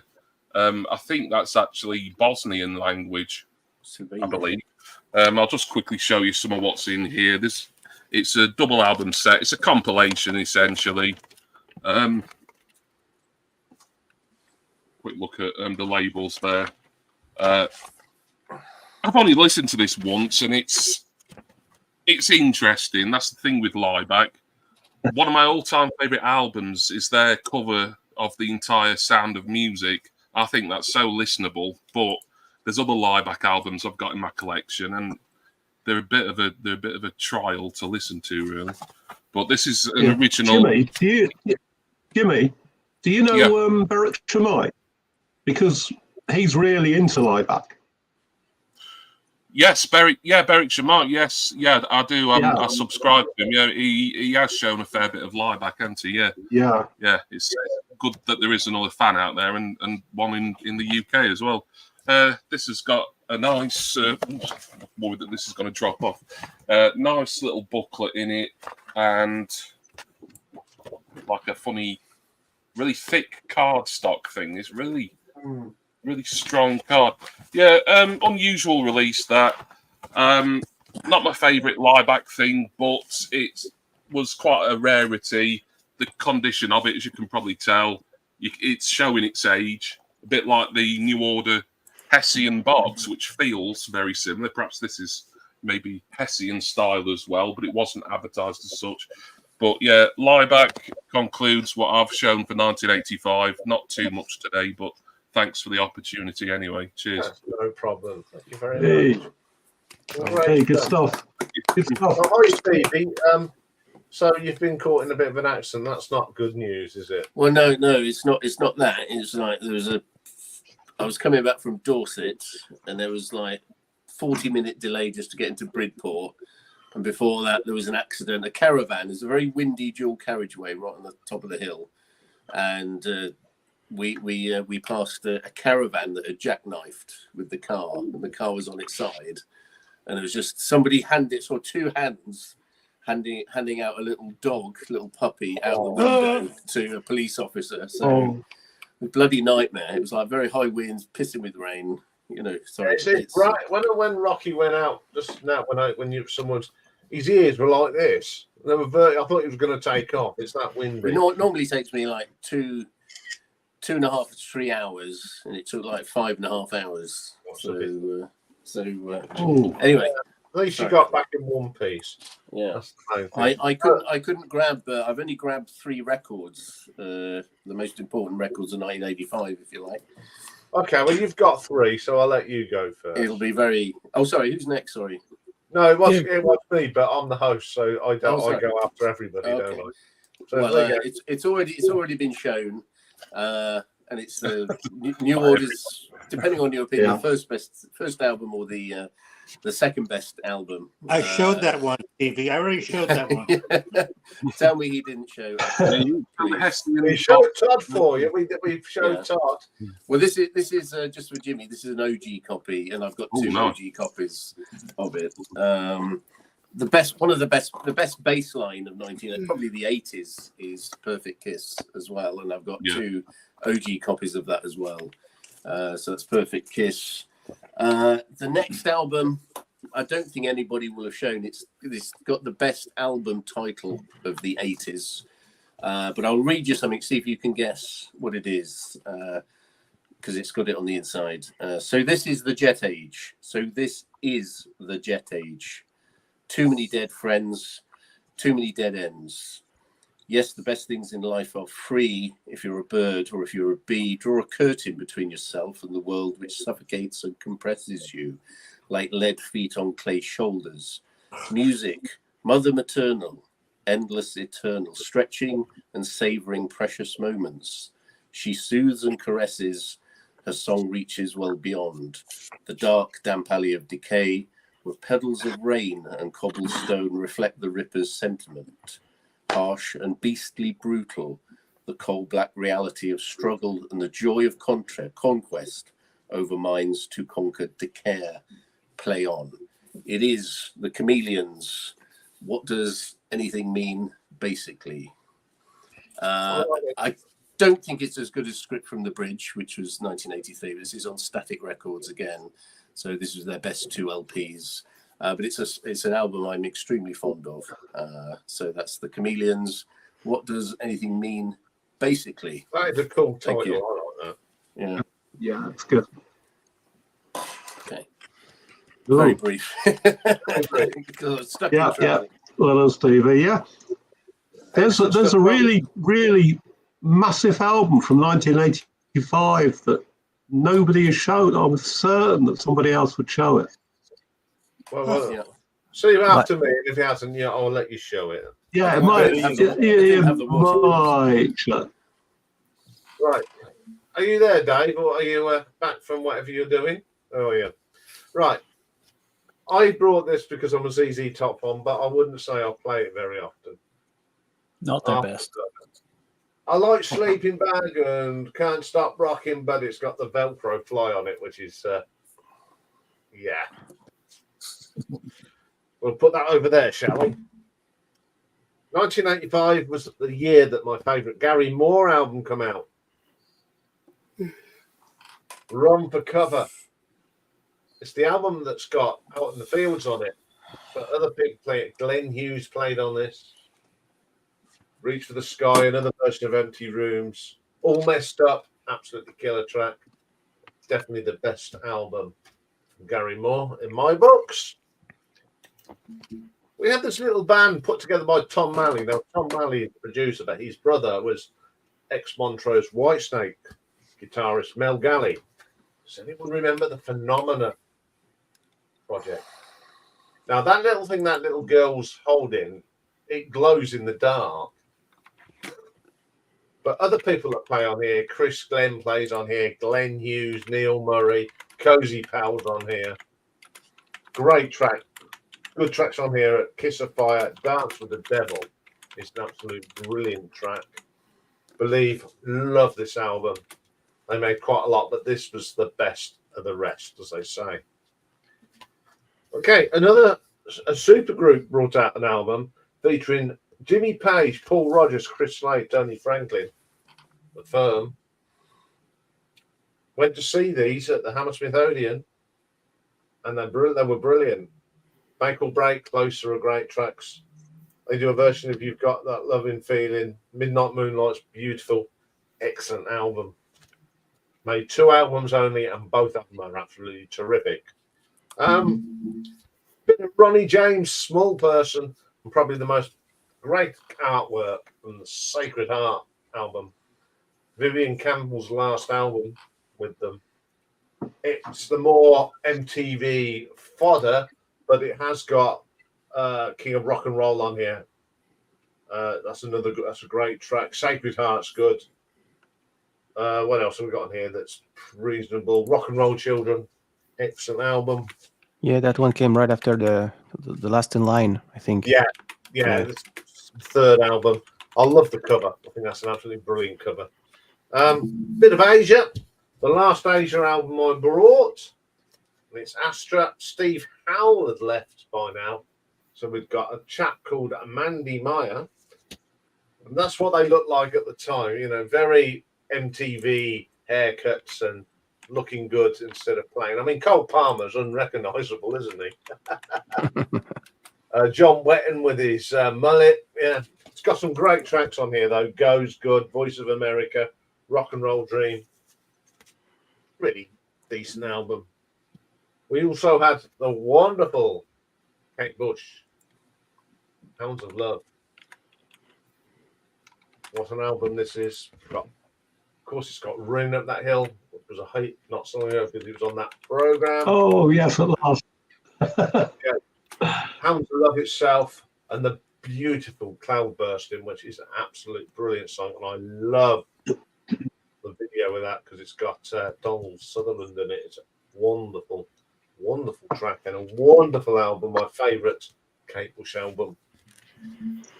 Mr. Collins, third album. No jacket required.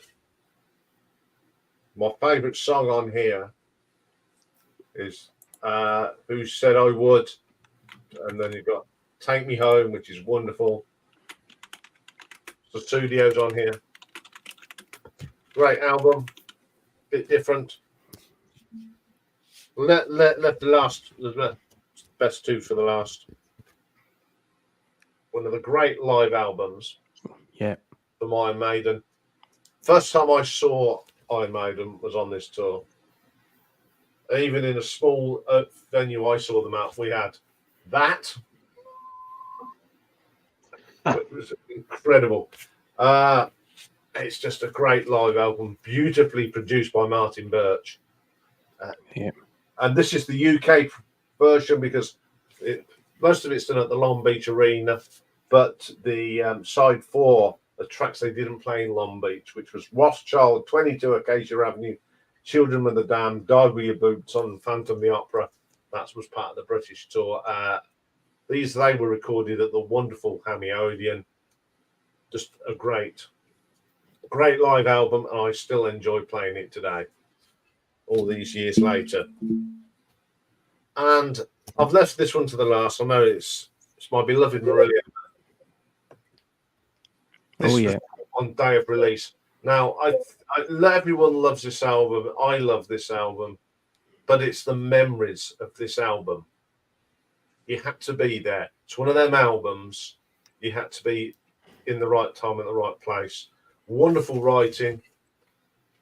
Gatefold, all the lyrics, so you could sit and listen to it and go through the lyrics. So by the time I went to see them on this tour, I knew every word. So I was singing every word. It's some of Mark Wilkinson's finest artwork that he ever did for Marillion. It's got the lads, Kaylee. And what is it? I love the bit with the jester going out the window saying, the jester is dead, long live the jester, sort of thing. It's a brilliant album, but not my favourite Marillion album. And you'll see that another time. So there we go. There's some of my albums from 1985. I didn't show Mr. Nice Guy, Freddie Mercury. Thank you very much. Yeah. So which album wasn't showed then, Mike? It was Hounds of Love. I thought we were going to go the whole hog without Hounds of Love. Yeah. Yeah. I had to step away. Yeah. Did anybody show Meet His Murder or Brothers in Arms? Or Club Ninja. Club Ninja. Yeah. Well, yeah. Sorry, stupid joke. Sorry. No. But that was the year I saw Blue Oyster Cult. There we go. So, yes, there's some good choices. I lowered the tone with me heavy metal, but that is a fine memory. I saw them, I think early 80, late 85. I saw them in a cinema, and they put the whole of that stage show in the cinema. And when Eddie come out, when I come out, when Eddie come out, he was bigger than the stage. But yeah, that was a great tour. Great tour. And they were touring like 1 year. They started in Poland in '84, and they were like touring almost 1.5 years. Yeah, it was the biggest tour. Bruce Dickinson was talking about in his book. He said it's the hardest tour that he ever did. Yeah. And he said, that's it. I'm not doing tours like that again. And so what they do on the Somewhere in Time tour, did the same. So there we go. That was 1985. Some great stuff. Yep. Yeah. See, Stave was saying that, Nick. Yeah, I thought if Nick was going to be up, you'd show that. But he's a poorly boy. Mm. Yeah. We'll talk about. Yes, brought out this in 1985, remember? Which is the tour of the 90125 thing. Better than the album because all you get is the solos. Yeah. And there's some naff production in this. I've reviewed it, but that came out. Also, don't forget Back to the Future come out. Mm-hmm. Yeah, the first day. Yeah. Death Wish 3, my favourite.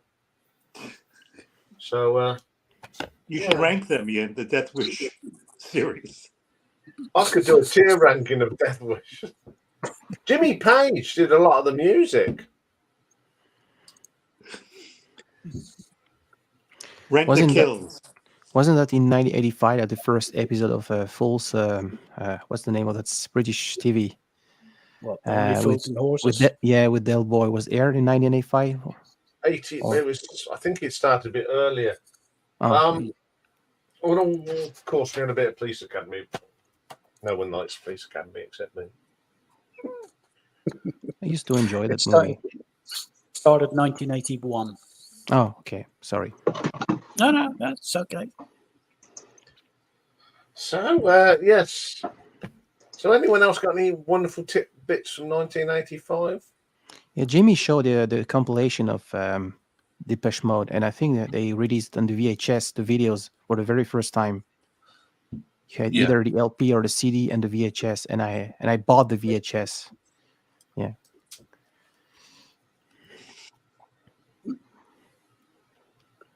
So I'm just going to. I went to a great gig in 1985 at Nebworth.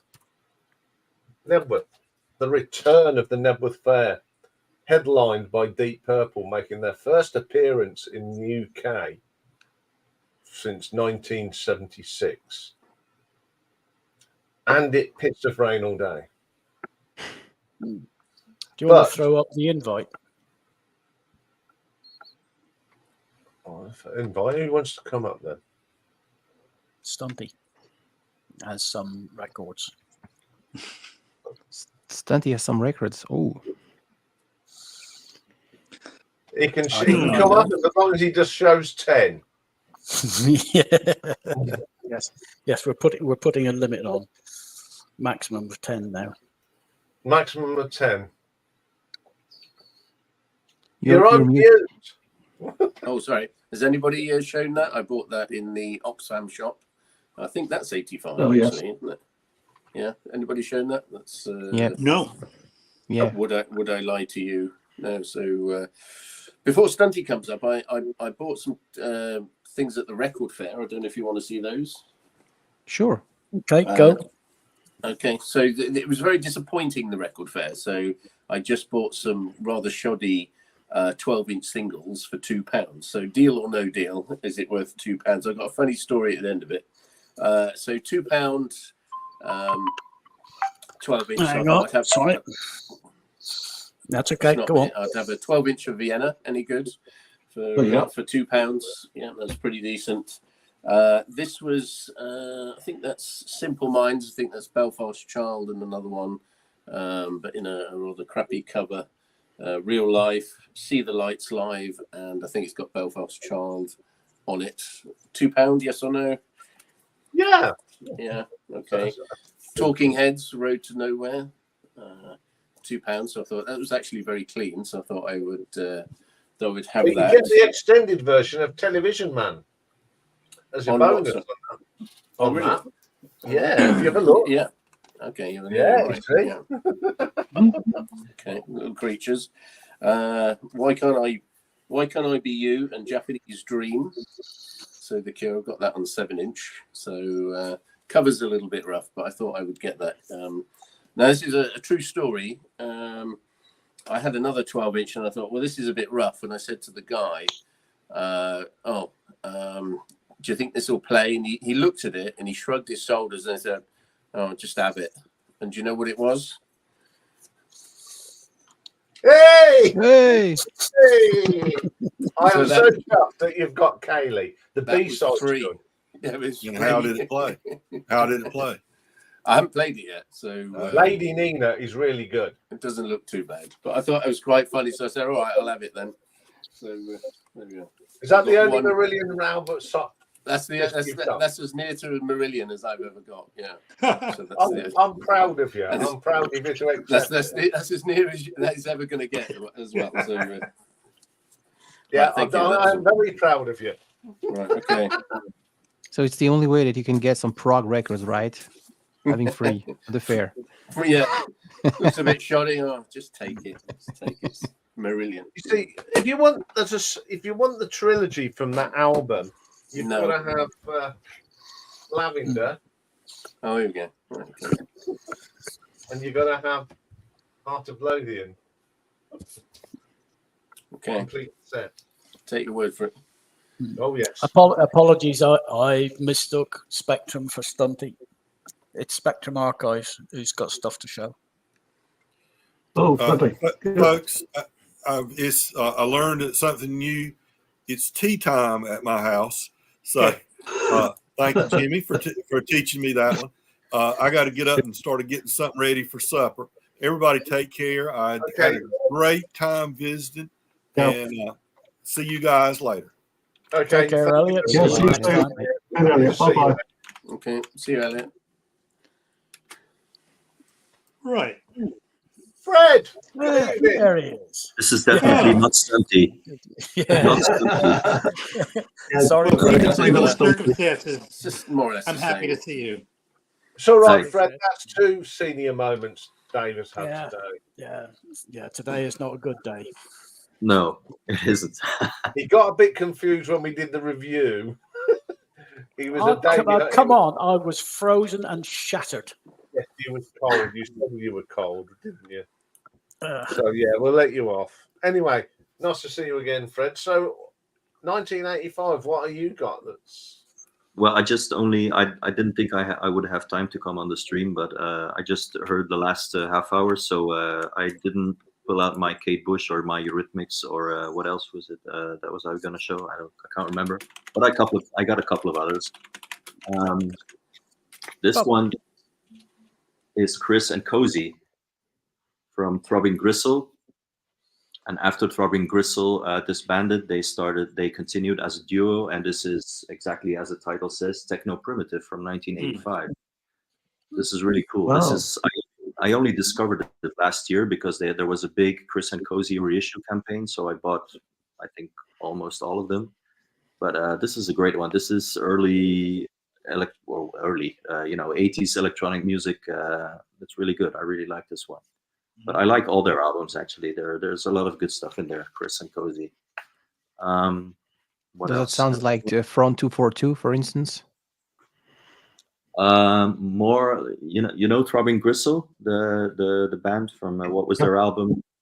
Yeah, so it's more continuing that, and there's some very weird experimental stuff in there, but also more electro poppy tunes. So it's good. You should check out their discography. They did a lot of great stuff. Yeah, I mean, Cozy has an album out on her own, didn't she, recently? Is it a Delia Derbyshire sort of tribute? Yeah, I think so. Yeah, I don't really know their most recent, but yeah. Yeah, that's really nice song. Like I said, there was a big reissue campaign, so I bought quite a couple of those reissues because I wanted to dig deeper into their work. 1985, Don Cherry. Don Cherry. The jazz avant-garde musician who is the stepfather of Nene Cherry.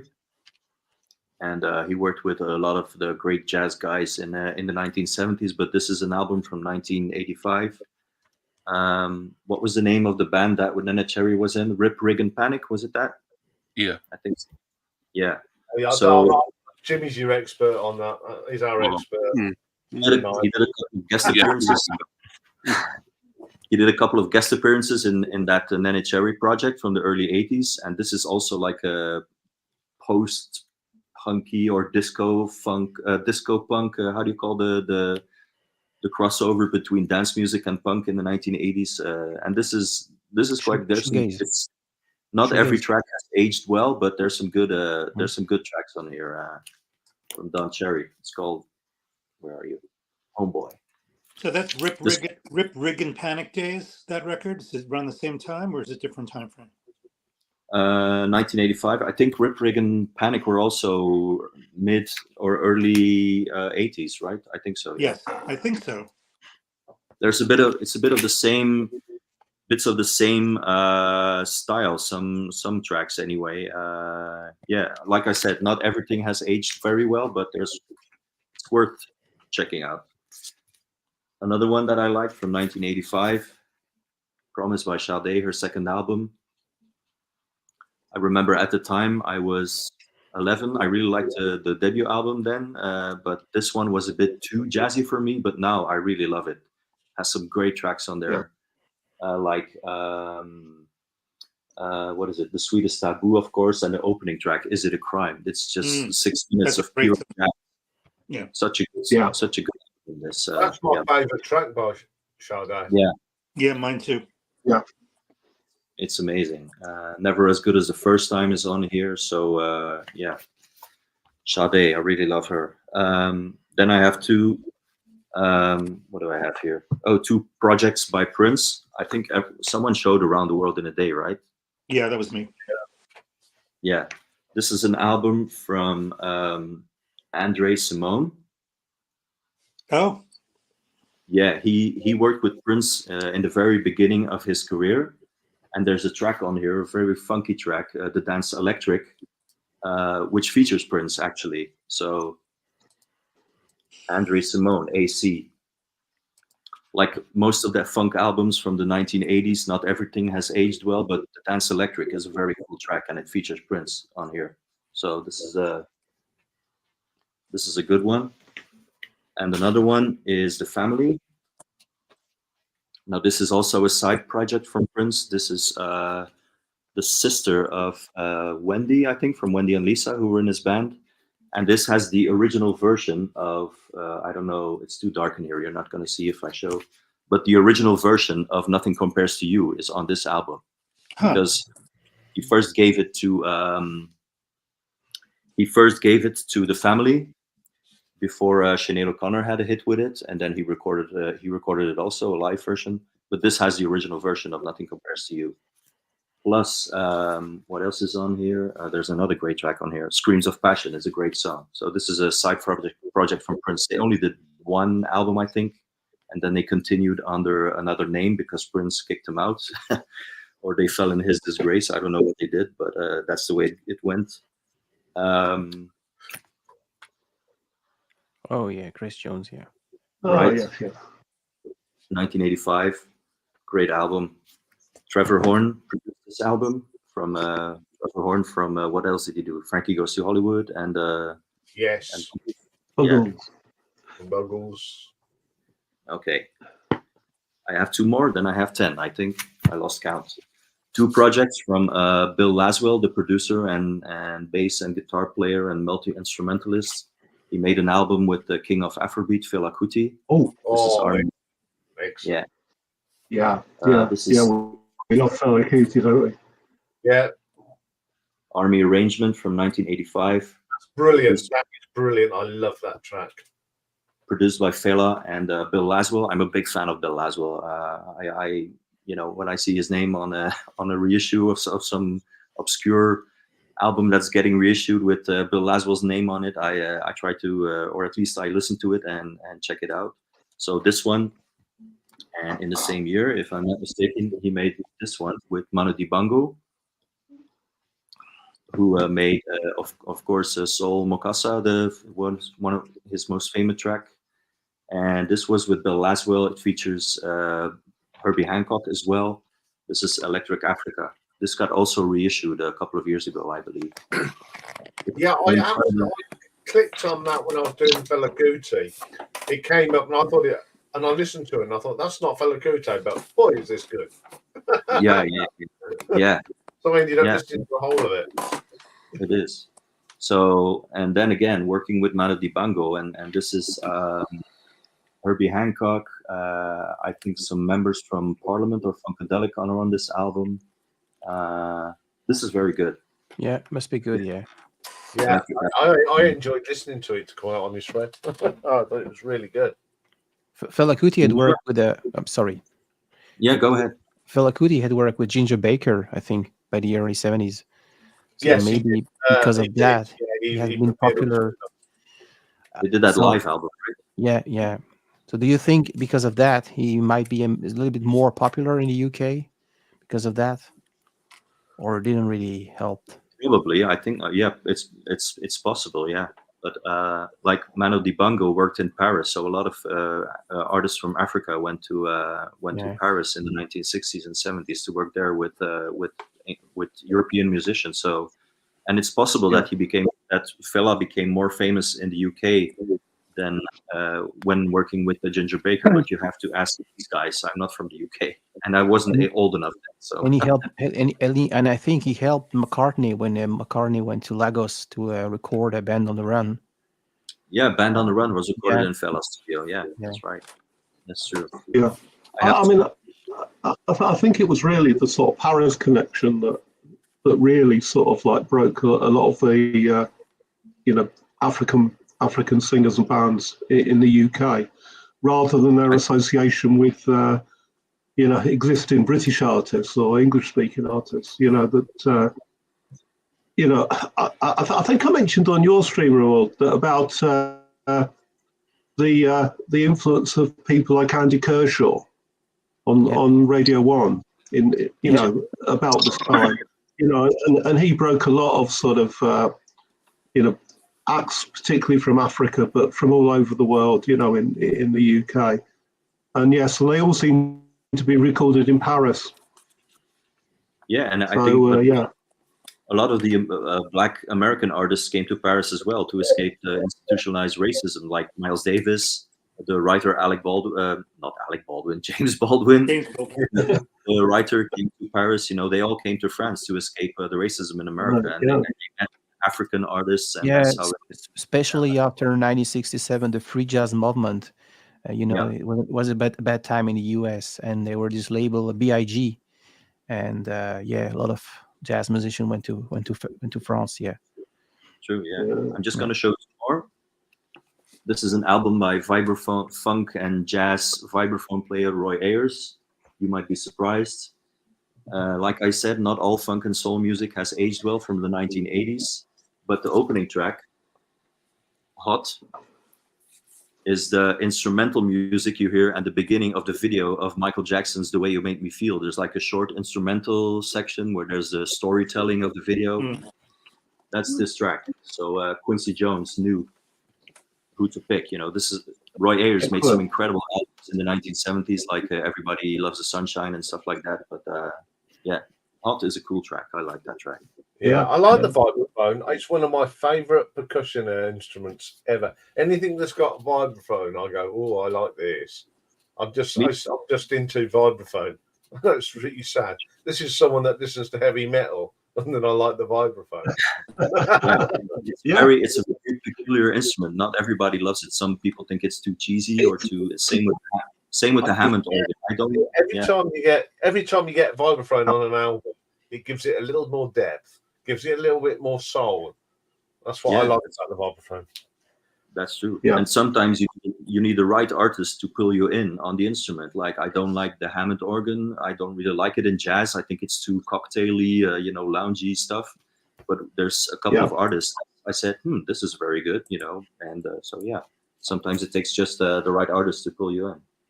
And the last one I want to show is also from 1985, and I just pulled it out because the name of my channel is Spectrum Archives, and this is called Spectrum, and it's from the Brazilian jazz funk band Azimuth.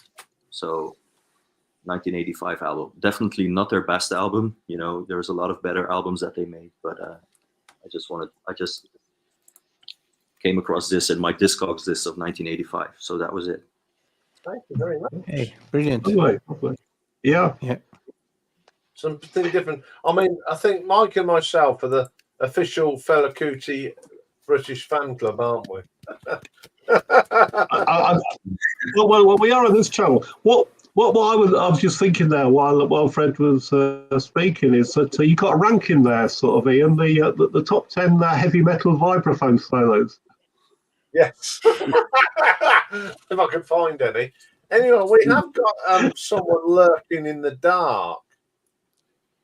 Yeah. Your lighting really scares me, Nick. It's a blue light. So, do you want to talk about Madness? No. Rig and Panic. They were on the young ones. Yes. And that wasn't Nina Cherry singing.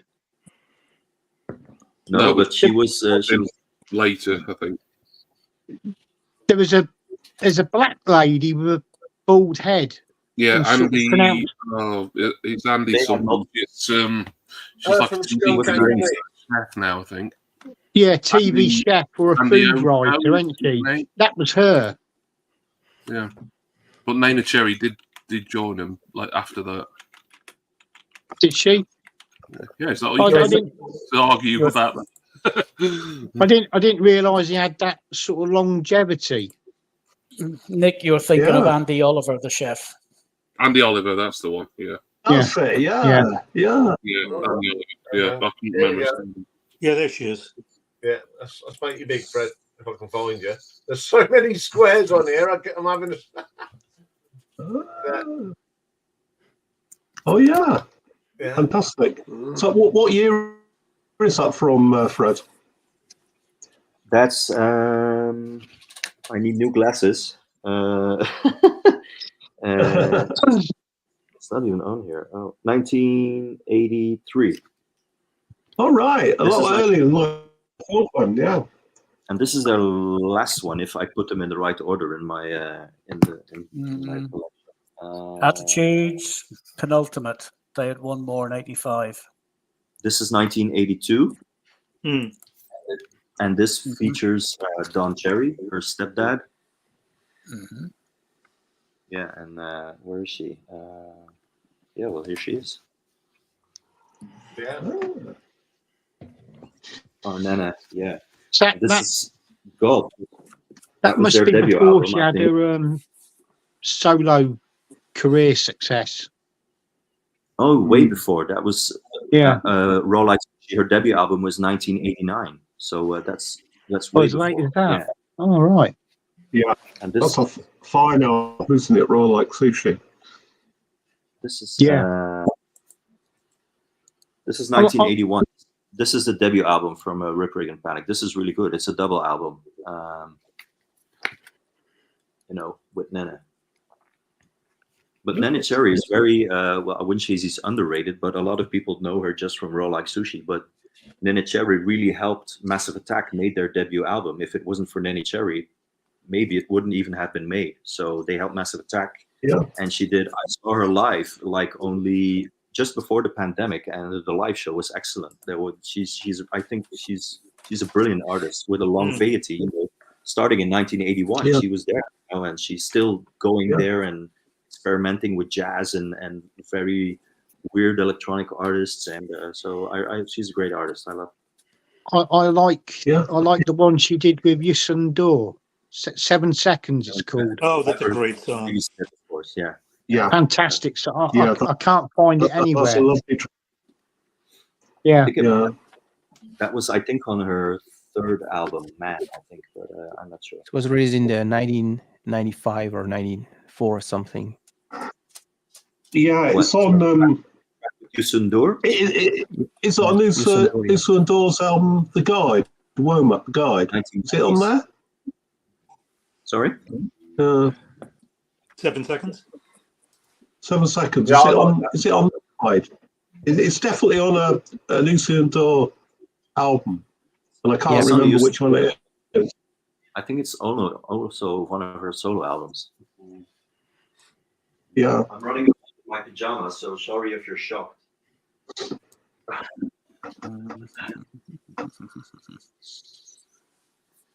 Man. Yeah. 1996. Okay. Yeah. Yay. That's lovely. Yeah. 7 seconds. There it is. Yeah. Yeah, that's a great track. That is. Yeah. Cool. Must be available on a 12-inch somewhere. I'm a bit of a fan, in case you wondered. Yeah. Well, I think we've gathered that one. Yeah. Do you understand? Do you understand the lyrics when Yusundura sings? He sings French, but with a very thick African accent. And yes, yeah, it sounds cool. It's a nice song, you know, and it was a huge hit. It sold millions of copies, I think, all over the world. Yeah. Yes, Christopher, Eagle Eyes, her half brother. Yeah. Yeah. Anyway. And I was going to say, Helen O'Hara's real surname's Bevington. Huh. Yeah, you're not going to be a pop star with a name like that, are you? No. Oh, I anyway, it's come to that time of the night where we're going to do a thumbnail now. Could you just do the official news for the vote? Yes, it was 5-0. 5-0. Okay. Is somebody going to show low life? I'm going to join the whatever Fela Kuti fan club there is, so I'm going to do army arrangement. Yeah. Excellent. 3, 2, Nobody's 1. showing low life. Thank you. Right. Well, I think the hero of the week has to be Nick for coming up in his sick bed. Get well soon. Vitamin C. Spreading the virtual lurgy. Yes, spreading it virtually. Yeah. If I had known, I'd worn a mask, you know. Yeah. Yeah. That's the official. Anyway, guidance. we've got lots going on over the weekend as far as live streams. Yeah. Ramon's doing one tomorrow. I'll be doing a bit of Simon will be doing one. I'll be doing a little bit tomorrow to do a draw. Jimmy's on Sunday. There's plenty for you guys to watch. So go and support all these guys in their live streams because it's an important part of the VC and everything else. Getting out and about. Once again, thank you very much for those that came and did the vote tonight. Yeah, especially Elliot. Especially Elliot, if you're still watching, Elliot, thank you very much. Thank you very much for Fred for coming up and showing some fabulous records. That's two times visited and he's showing brilliant. Perhaps I should say thank you for the votes as well, guys. There we are. So that's okay, Steve. It's brilliant. Thank you for everybody, and I'm going to say this officially. Thank you for all the support you guys have given over this week. It's not been the best week, but everyone has been so supportive. I'll see you all soon. See me up with Jimmy, and we're going to be talking about radio memories, aren't we? That's right. Yeah, Sunday 8 p.m. UK time. Bit of radio memories. So. Thank you very much for everyone for joining in tonight, and I will see you all soon. Take care, everyone. Bye. Bye. Bye. Bye. Bye. Bye.